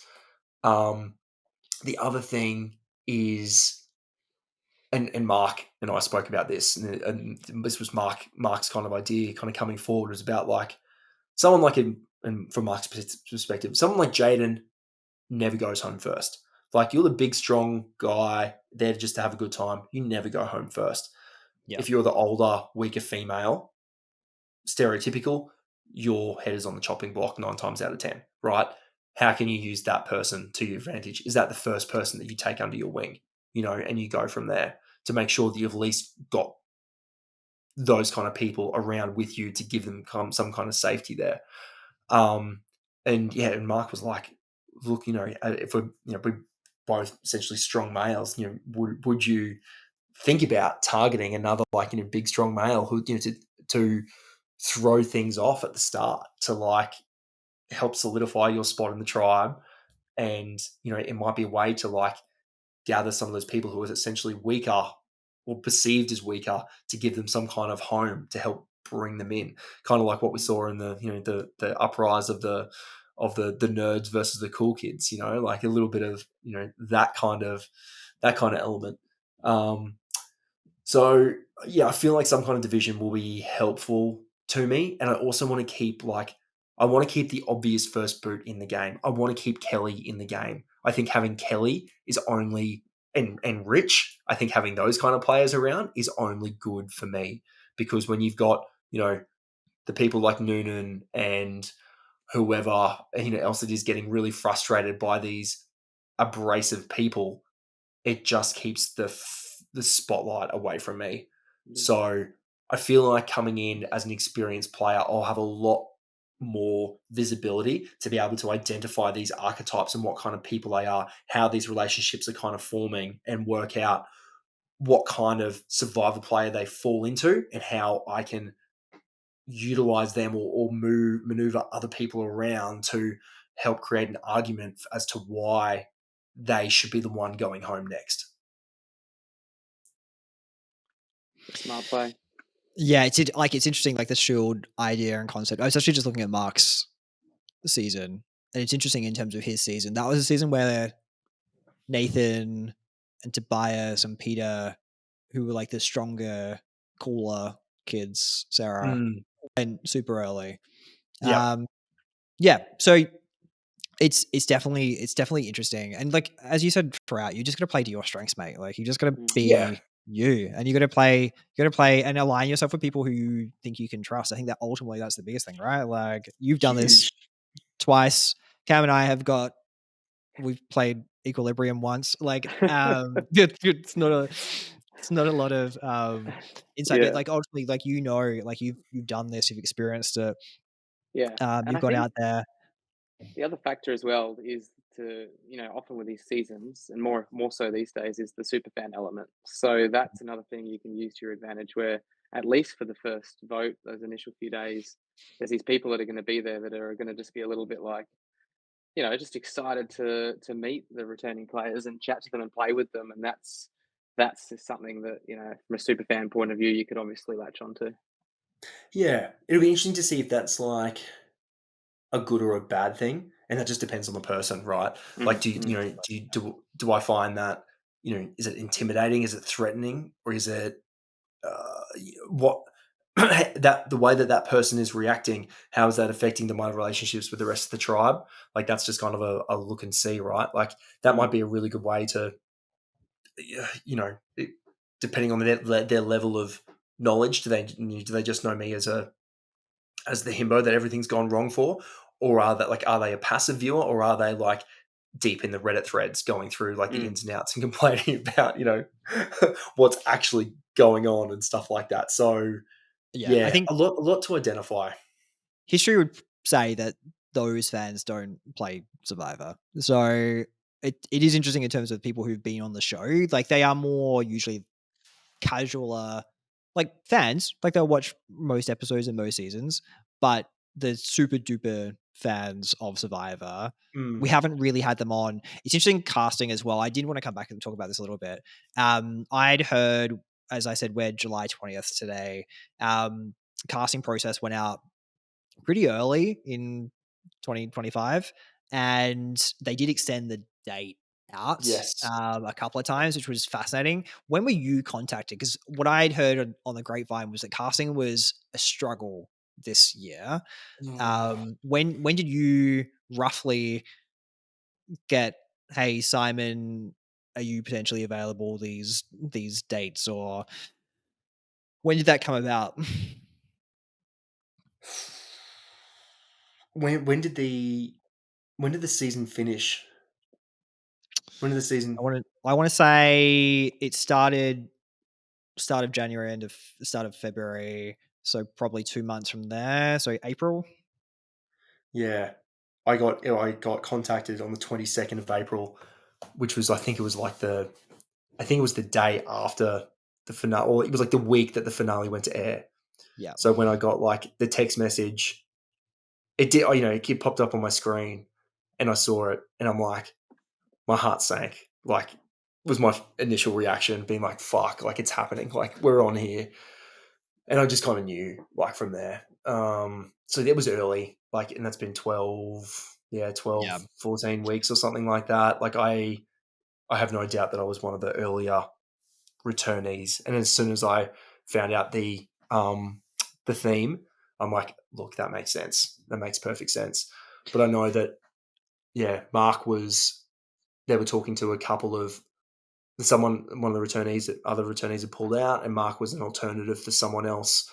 Or the information that he got, there were, and I hope he doesn't mind me saying this, but I mean, hell, I'm retiring, so Mark can still be friends with me. That Mark, they were talking to Mark and someone else But then as soon as Mark got his stuff back, they were like, we want Mark. So Mark just slid straight in, like a bit of a no-brainer when that kind of came through. Yeah. Had there been other names that you'd heard on the process? Obviously, you've been April, so you probably No, I haven't. No or one's. No, I know. Look, I've heard from a couple of people who were going, people who had reached out to me via Instagram about, hey, I'm moving through the casting process. I don't think any of them have gone through. I think Eden has a mate playing. Maddie Sharp has a girl he works with playing. So she's someone on the Gold Coast. I think he used to work together or something. So there's a couple of people there, but not like not in terms of returnees. And I didn't I didn't think about it too much. I haven't had a chance to I've had so much going on. I haven't had a chance to properly be in the headspace until only recently. So I was able to just kick it down the road. Nikai Danza and Harry Hills are the two people that reached out to me that suspected that I'm playing. Right. So Nick was just like, and I wanted to mention that to timestamp it because well done, lads. I'm not sure if they had heard anything or, I know Nick's involved in essentially the production of Australia versus the World. This again, July 20th, so we can timestamp this. It hasn't been announced yet. Nick went out to the previous season Australia versus World, and he has been creating content for the season, which is about to air in a couple of weeks. So it'll be interesting to see the content that he releases. I heard Ricard from US Survivor went out and awesome. Made some content. Heard the content from Ricard, not so great from production, but I don't think he'll be getting a ring invite. But Nick's an interesting one. Obviously, OG, he's been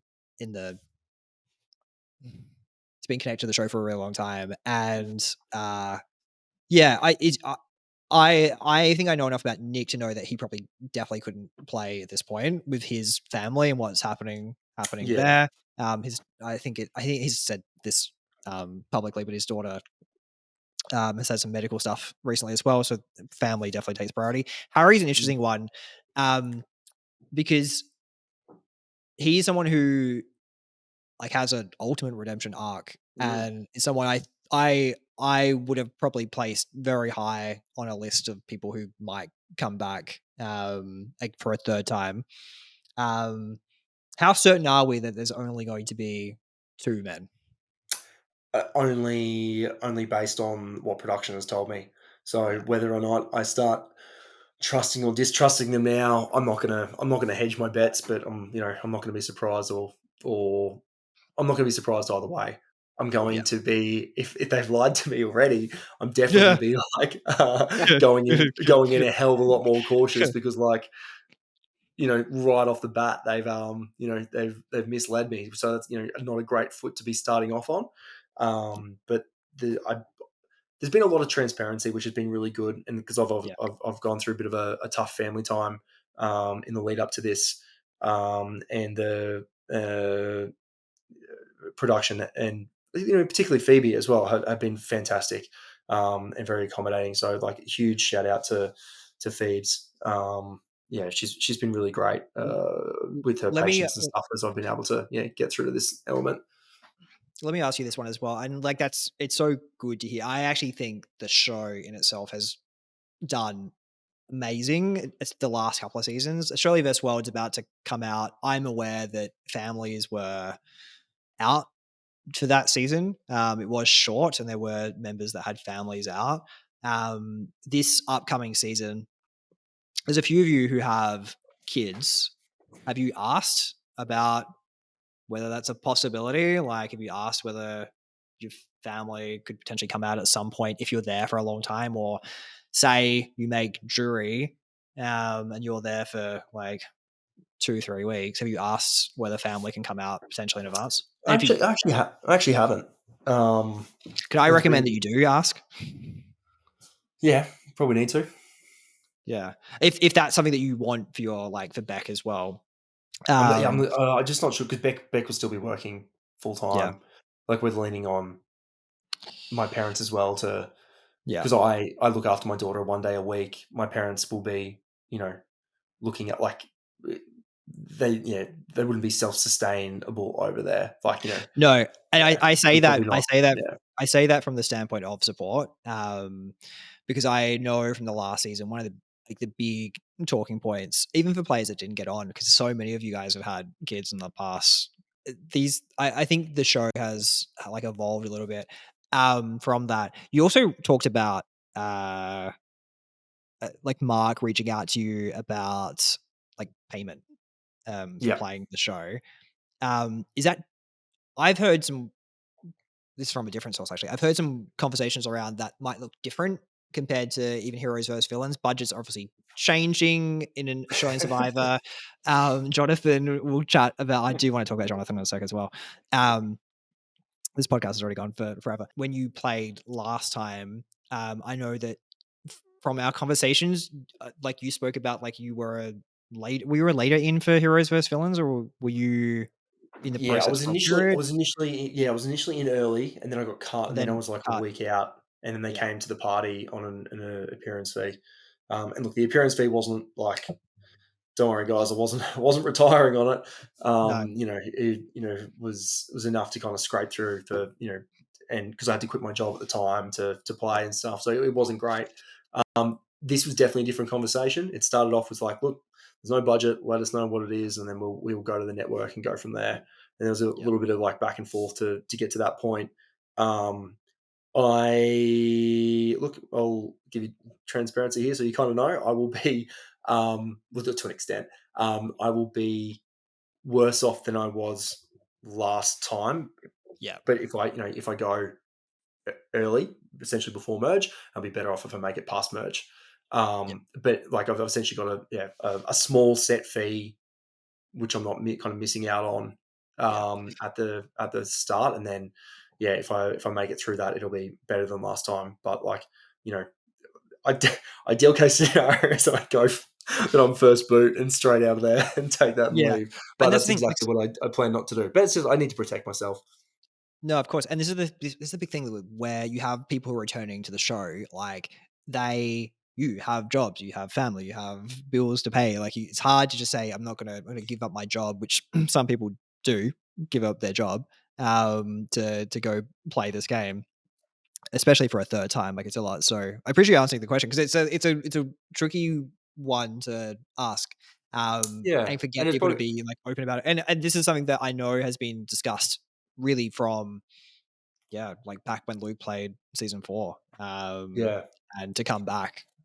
And like, and I hope that, it's a little bit of, look, at the end of the day, like, you are worth something, but like there's not a lot of room for them, for No, you to wiggle or whatever. And then for anyone who, down the track will be playing All Stars 2, whatever that looks like far out. I mean, good luck trying to negotiate your way through that, because like, yeah, the spot's there.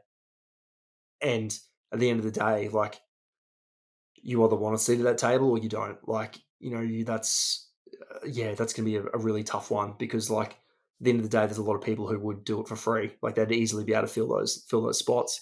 But I know it's not viable for everyone to do that without some kind of payment more than the $150 a day, which I think the newbies is yeah, what the newbies are on. yeah. Which is like the standard rate for like these reality shows. I think they call it a Yeah, stipend or something. stipend. Stipend, Yeah, stipend, yeah. yeah. But that's what I've heard as well. Obviously, productions had big cuts across the board. Like 10 have JLP. made some really big JLP cuts. On that, I did have one question. So, yes, the JLTP element is there. What are obviously we spoke about the fact it's your third time going out there. I wanted to kind of just unpick a little bit around what are your motivations for doing it this time, and obviously the money's there, but like we said, things have changed in your life. What are the motivations for this being the third time again, and then for the last time? But also, what are your fears? So, you could talk about being first boot or anything, but what, like, all the edit, but what are your, I guess, worst fear, I guess, that could happen with the show? We'll start with fears. Not playing an idol correctly. Like, this is the time to do it, right? Like, idols scare the shit out of me. Like, it is the one thing that really makes me nervous. Like, just because of the history that I have had with it, like, it's so loaded. To go home with 2, to find a fake one, and just the impact that cookie idol had on my game from there, to even be involved with, say, Sean and Sam and Nina with the double idol play going incorrectly, like, just I haven't had a good run with them. So that's something I'm most fearful of, and just falling on my face again. I feel like, and my motivation for coming back, like, it definitely is to win. Like, and I feel like I now have the the ability to do it. Like, I have the experience there. I know what I'm in for. Like, I'm capable of doing it. But I always, my core motivation, if I couldn't win, was always to leave a mark on this game. I have definitely left a mark on the game, but not in a way that I ever thought that I would have. Um, I hope that I can build on the legacy and the real Simon that was finally shown towards the end of Heroes v Villains. I felt like everything that I did, I wasn't like probably properly shown. Like, there's more of like the sides of me, the real sides of me, and that were left out during the edits, which was really tough. So I'm really hoping that, like, they show a lot more of the genuine side of me, and that's not hidden throughout. And I want to leave the mark, or like a mark on my game, that, like, history has been unlucky to me. Like, I've just been unlucky, not dumb. That would be ideal. Like, because I know that I am intelligent. I know that I understand this game. I know that I understand the concepts of this game well. And yes, I am a loaded personality, and then not everyone will always get along with or whatever. But, like, I'd like to hope that I can keep that enough in check to be able to, like, put myself up there as one of the great players, not just one of the 3-time players. How does that sound? Yeah, it sounds amazing. And, like, it's so hard. It's so hard to come in and have the legacy of being a multi-time player, and, like, it's honestly a really hard spot, because you are living up to games that you've already played with a whole bunch of people who aren't from that game. Every cast is so different, and it's a challenge. But ultimately, you just gotta play the best you can play, mate. Like, I think that's a big thing. Yeah. Sometimes you can overthink it, right? Like, you've got to go out there, hit the beach. I don't want you thinking, like, on day one, when's that time that Cam and Ryan said, dude? Like, no, like, we don't know. You got to do it yourself. I think, like, to tie around a little bit, and thanks for the question as well, Cam. Like, to tie around, we've had chats since your first season, about, like, family. Family's been such a big thing for you, obviously.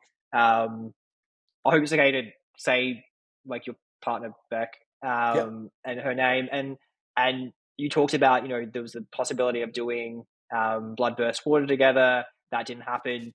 Everything that I've always witnessed from an outside, and Cam, you probably give a bit of perspective, like, Beck has never, like, she's always been so supportive of you and your Survivor love and journey, and it's incredible. You've got such a incredible partner, but you're in a different stage now. Like, you're a dad, you've got that element as well. So, like, how big is that to go and give up, like, months of your life potentially to the show, when you've got that at home, and you're giving up the responsibility, and you're putting that onto Beck and your family around that, when you've said, like, you've had other stuff going on as well. So, like, how big is that for you as like as a person to do that? Yeah. I'm sorry if that's a big question as well. I just, like, No, I think it's sometimes right. it's really good to talk about the human stuff as well, right? Because, like, Yeah, for I think sure. some It people is forget that regardless of whether you're a new person or returning people, like, you don't just, like, you don't just leave a void and become this survivor character. You're a real human who's got Yeah. jobs and families and real life and responsibilities, and it's hard when you got kids, especially. It's bloody hard. Someone asked me the other day, like, on a job site, who heard through one of the other tradies that I was on Survivor, and they go, "Oh, what do you do in your spare time?" I'm like, "Fuck you." What does it look like, mate? I'm at work. Like, yeah. Look, this is a little bit harder this time around. Beck, like, this is, it's always been my dream. It's my thing. The tether is definitely, wearing on our relationship, like, and what this survivor kind of means for us and stuff. Like, it's not like she's supportive, but it's I'm going to be absolutely working for it on the other end. Like, I'm someone who likes to try to do it all, and I feel like this time I might have just bitten off a little bit more than I can chew. So yeah, it's going to be a testing time. Like, there's no doubt about it. Like, the stress that it puts on a relationship and stuff. So I'm hoping that this will, even for Beck, right? Like, this isn't you don't just disappear for 9 weeks. Like, when this podcast finally goes to air, will be 10 months after we record this tonight, right? So, like, it's to that point that everything's done and wrapped up and things are well and truly back to normal, that our relationship can, like, be survivor free, which is it will still be a huge part of my life, but, like, it will, like, even from Beck's friends, how's Simon, how's Survivor going, how's this going, how's that, it's like takes away from what we're kind of going through and growing as a family. So it's it's kind of challenging for her, and she has been very supportive over a long period. And yeah, I just need to make sure that I'm a lot more in touch with reality, like the true reality. And I guess I had capacity on the other end to, like, get swept up in when it goes to air, and host viewing parties and go along and go out and watch it and get my friends and family involved and such. But this is like, life will have to go on as normal with, like, work and family, and, like, Survivor, when it's going to air, will have to come second, and that will be on me to manage. And if I fumble that, then yeah, then I've made some big mistakes. And that's the reality of it. Go. I was going to say, how hard is it going to be to not go down those rabbit holes after, when it's on air and you're looking at social media and seeing what people are saying about you? Is that something you're able to avoid, do you think, when the next season airs? I don't know. Like, just because I love it. Like, I do love reading it all, and, like, I read it. I read every thread, and every scroll through Twitter and through Reddit and stuff, and through Facebook, and see what people say and everything. Because, like, yeah, I love it. I like to think that I'm not influenced. Like, I know what I did and how I acted, and what I did out there, and I'm not ashamed of any of it. I'm quite proud of how I held myself as a person. And yeah, I always just find I like knowing, and I like knowing you personally just as much about gameplay and stuff. And yeah, being liked that is important to me. So yeah, I will have to find the balance of doing that versus being. I need family will need to come first. I will need to be present first before anything else. Like, family will need to be, that bucket will need to be full before any survivor at that time can be foreseen. You know what? The kids aren't in bed or whatever, then I'm watching on catch up. And at the end of the day, it's just a reality TV show. It's not the end of the world. But, like, if my family's not not first and foremost at that time, then I've got my priorities wrong. Yeah, it's such a hard element that I don't think a lot of people who watch the show think about, is the lived experience. You play months, we're playing in August of this year, into September, and then it airs in February and March and April, and it's the rewatching of the narrative, and elements of what is going to be shown, but you don't really know what's going to be shown until it's shown. Yeah. And that is such a hard part, where even it's so fascinating. Even the people who say, like, I won't get swept up, I won't go down the rabbit hole, they end up down that hole. And it's human nature to be inquisitive, especially when people are talking about you. And this is a platform where people talk about you. I reckon we had a chat last time. I reckon maybe this slightly before the episode 7 stuff. And I remember you talking about like, this is the perception that people have of me. I think I had seen some advance. I think I'd seen the episode 7 at that point. I think that's why we chatted, because I tweeted about it. And it's like, it's so hard because you know who you are, you know the game that you played, but there's a mass of people who don't have a lot of critical thinking skills, who just see a product, they don't absorb it like Cam or myself might absorb it, and it's like it's really challenging. So I think it's healthy. I think that's probably the lesson you probably have learned from the past experiences is like what's my priority? Family's number one, right? Over the show and over other stuff, and yeah, I think it's a healthy headset to go out with, knowing that this is. You said retirement.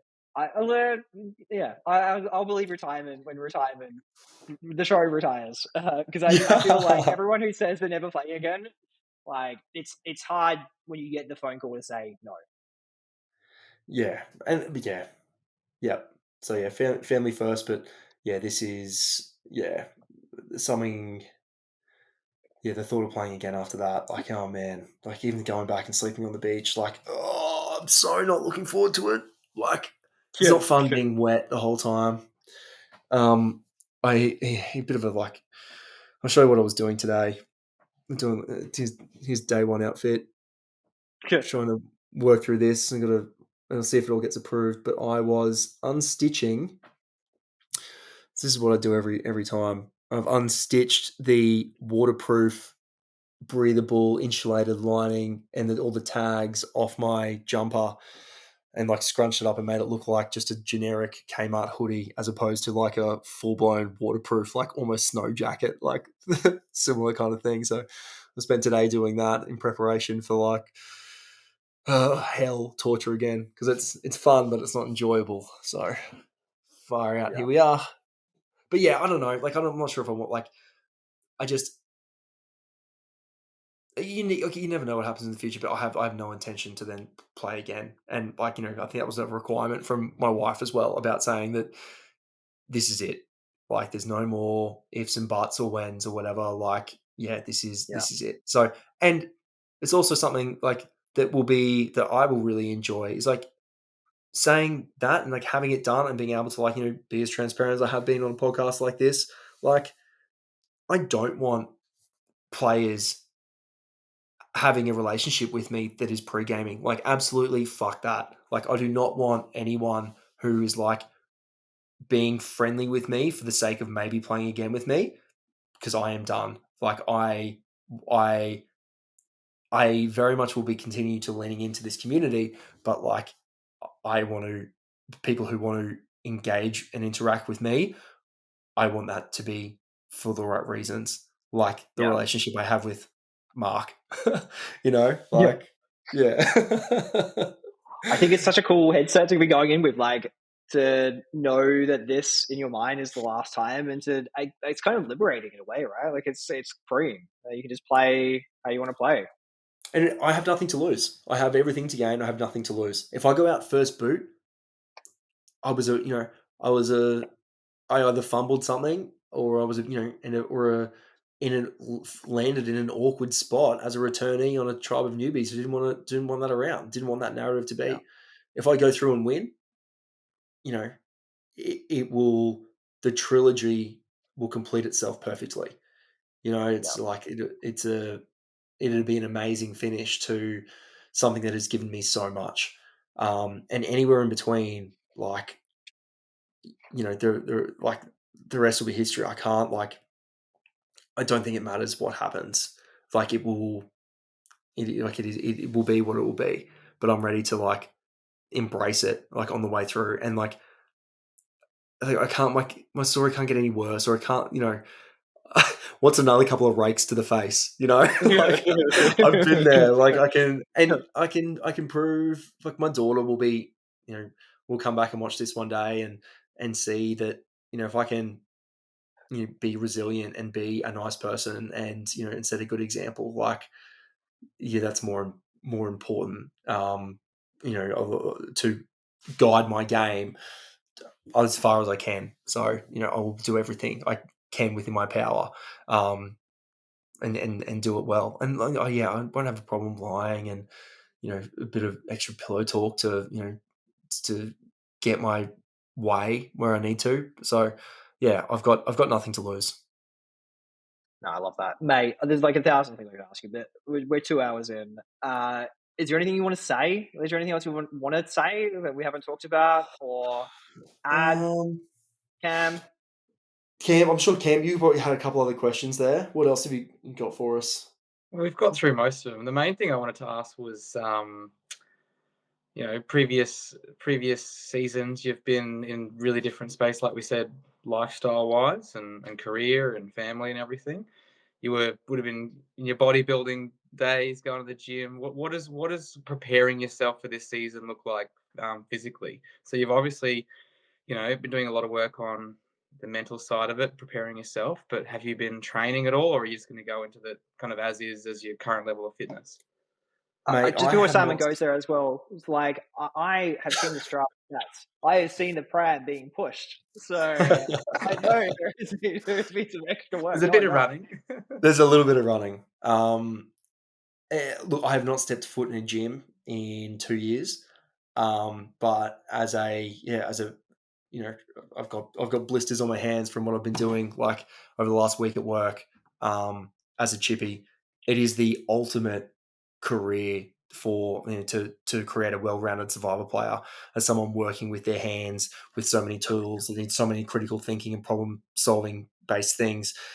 You're up 4 meters in the air on a plank of scaffold, installing something above your head. You're holding it, you're installing sheets that have to be held up for 5 minutes at a time and push. It's like physically I'm still fit because of my work, but I haven't like gym specifically. So like it is what it is. Like, I come up against the whatever other archetypes, whether it be, the older, weaker lady, like traditionally that I will be in a better spot just by genetically who I am than her.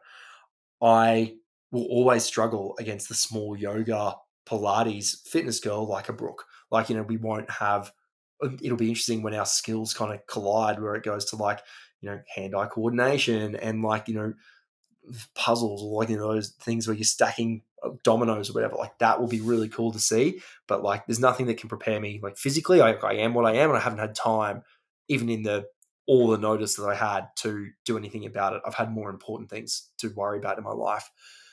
What I can improve on is my mental awareness. And like, I'm 35. I'm no spring chicken. I was 30 when I first played this game, had just come off the back of a bodybuilding season in like pretty peak condition. Like I was physically peaking. Compared to now, I'm still doing all right. Like I'm still holding on okay, but like I don't have that same physical prowess or size that I used to have. So I'm gonna like, and I'm getting old. Like I'm gonna have grays all through my beard and stuff like out there. Like I'm going to have to rely more on my mental game. So something that I've ended up doing was setting up this EQ game, with Dylan to, be able to get a bunch of, my favorite players and stuff to be able to like, see how it all kind of, you just play an online simulation game with them. I organized our blood on the clock tower night to, tested how I go with, people who are critical thinkers and liars and stuff like that to see how I went and how pre-existing relationships impacted those decisions that we're making for the people around us. So like that's been really cool and something that I've done, lining up things like this podcast to be able to like visualize and talk about the things I'm going to do. And Curran was involved in the EQ game. Mark was meant to be there but couldn't. And then Mark was on the blood on the clock tower thing. So like I've helped him along at the same time, which is pretty funny. But yeah, I'm going to have to rely more on my brain than my brawn this season to get through. So I feel like a couple of those things will, have really helped. I haven't had a chance to cram old Survivor seasons and, not that there's too much that I would have, probably be some more US ones or whatever, but like, yeah, I know enough about it. Like I know what I need to do anyway. So yeah, that's been a pretty uneventful prep, but I feel very prepared. This is going to be mental now, and my head will be in it, and it is in it, and I'm going to win this thing. It's almost like a nice arc, really, from your Brawn, initial season, going through to just being more around that, mental preparedness. Yeah, hugely. Yeah, and like the first time you turn up on the beach, like I remember the adrenaline, like my heart was beating out of my chest. Like it was such a huge thing as you first hit the beach. The second time I went back, it was like I could see clearly. I could see what was happening. I could feel I was present. Like I could see all the production people on the beach. I could hear what JLP was saying. I could, pick up on the vibes of what was going on. Like I was grounded and there. So I'm looking forward to going in with that kind of level-headed approach with the newbies that have their heart pumping out of their chest going, holy crap, like I'm going to be famous. Like this is incredible. Like I can't wait. And versus like, you know what you're legitimately in for in the game you're playing. Yeah, incredible. Cam, what else you got? Was there any last final ones? I think we've covered them, mate. I'm just excited to just see you out there and see how you go, but I'll have to wait for so long. Yeah, so long. Yeah. Fingers crossed. I'd love to make it like over halfway. Something about like I don't want to like I know I've been playing the third time, like I've been pre-merge one time, post-merge the other time. Even making it post-merge makes it so much easier. Like if you want onto jury to like decompress and versus like, I left last before they all went to merge and into jury, and then you get no answers, you get nothing, you cold turkey it, and it's like you're left trying to put the pieces together as your life goes on very quickly, go straight back to work and stuff. Like it's there's a lot of benefits to going the distance. So yeah, I'd love to make it there, but I know that like I'm going to be very aware around like that day 10 period where like both times, like, I nearly got voted out in that with Benny on, I'm not sure if you remember that guy, but we had split vote and only went home around that day 10. And Shannon was ended up being the one that saved me anyway. And, then that's around when that episode 7 was as well. So like, I know I have to be cautious around that period. Because I don't want history repeating itself, but yeah, we'll be doing everything I can to hang around. Any final words, Ryan?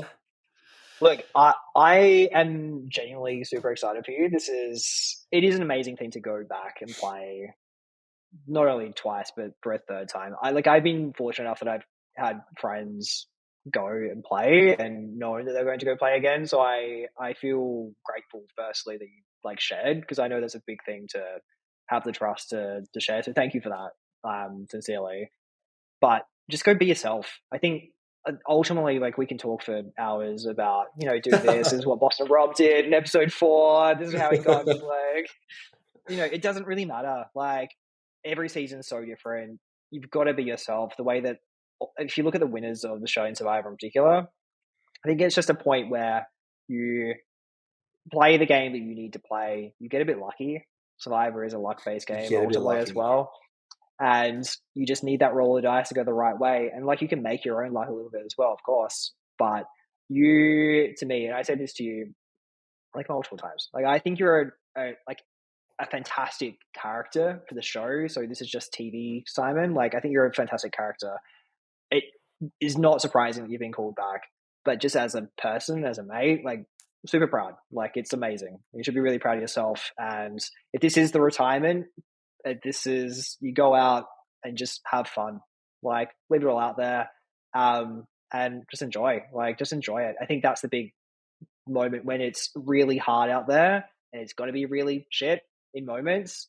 Just remember why you're doing it. I think that's really important. And why your motivation this time compared to not even last time was there.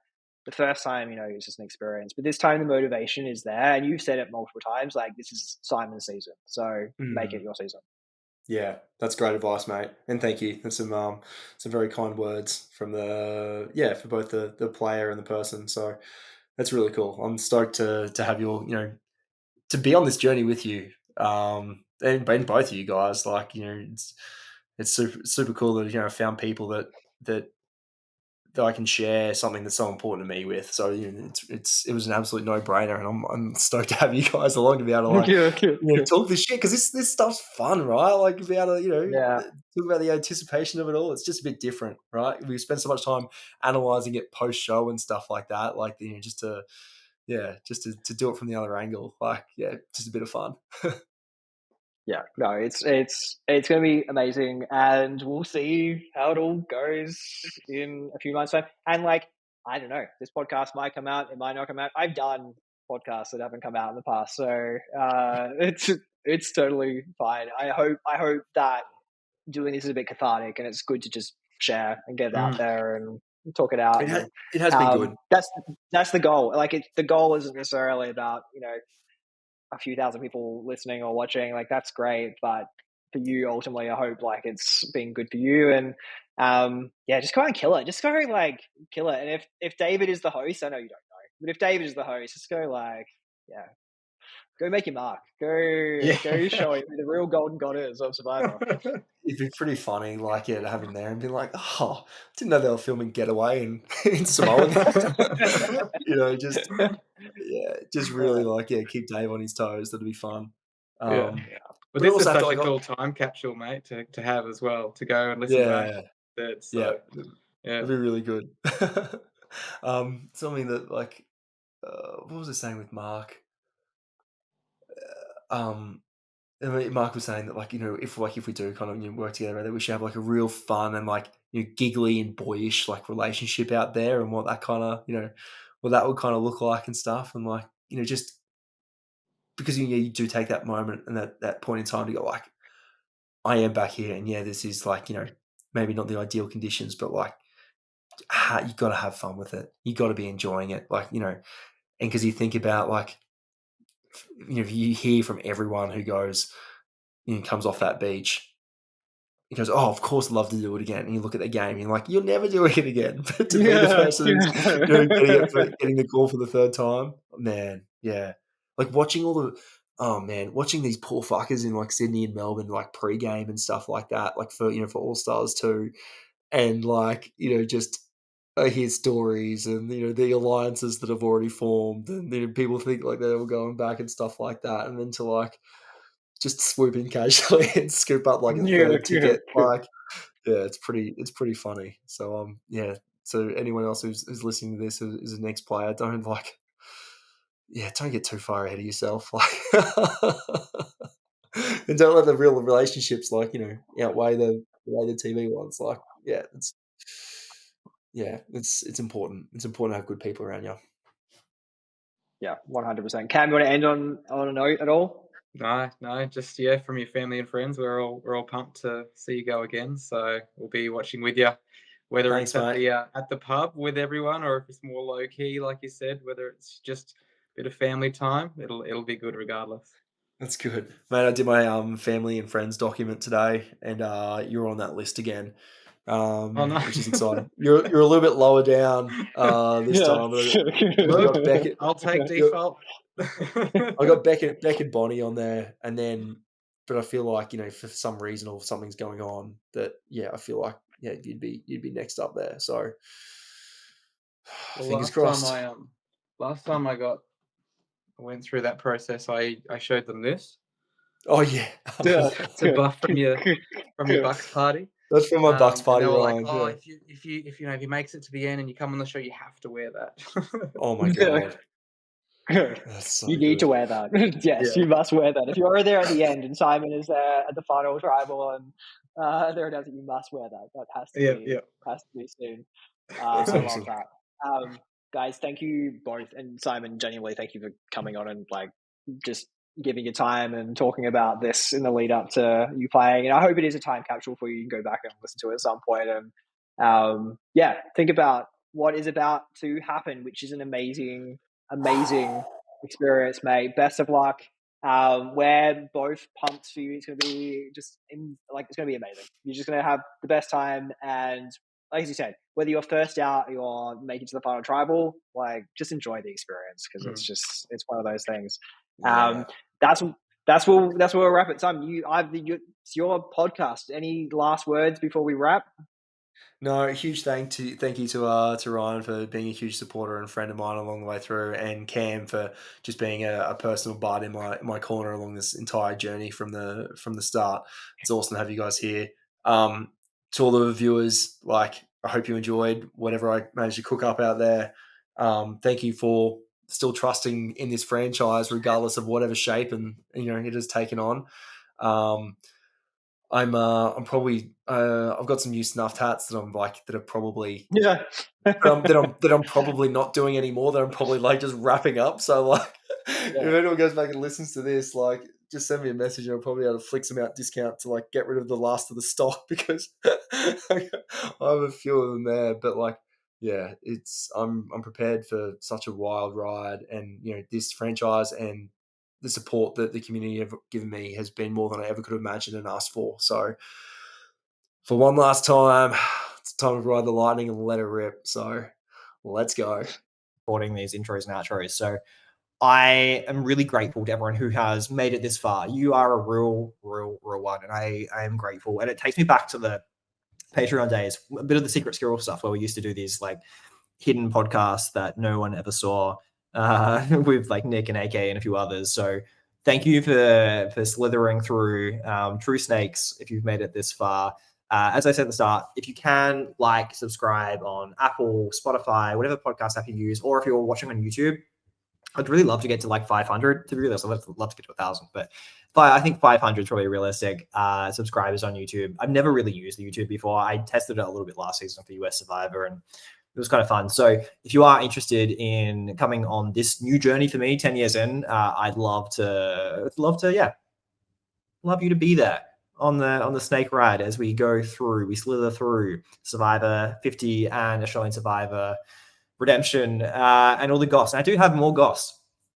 I will drop some news. I think there's a little bit of news dropped about location and season or seasons coming this season, and I'm happy to drop that news with you as well, maybe in the next podcast as we look back at the first week of Australian Survivor. If there are any guests that you'd really like me to chat to as well, I have a fairly okay Rolodex of people, old school, some new school, but if you would like me to chat to anyone, reach out to me, message them as well, because it always makes it easier for me to ask them if they want to come on the show, if they know that people actually want to listen to them be on the show. But to the hundreds and thousands of people who have listened consecutively over the last decade, thank you. And bring in Australian Survivor Redemption, and let's see how our good mate Simon, Brooke, Harry, and Mark go against these newbies. I genuinely think it's going to be really fun.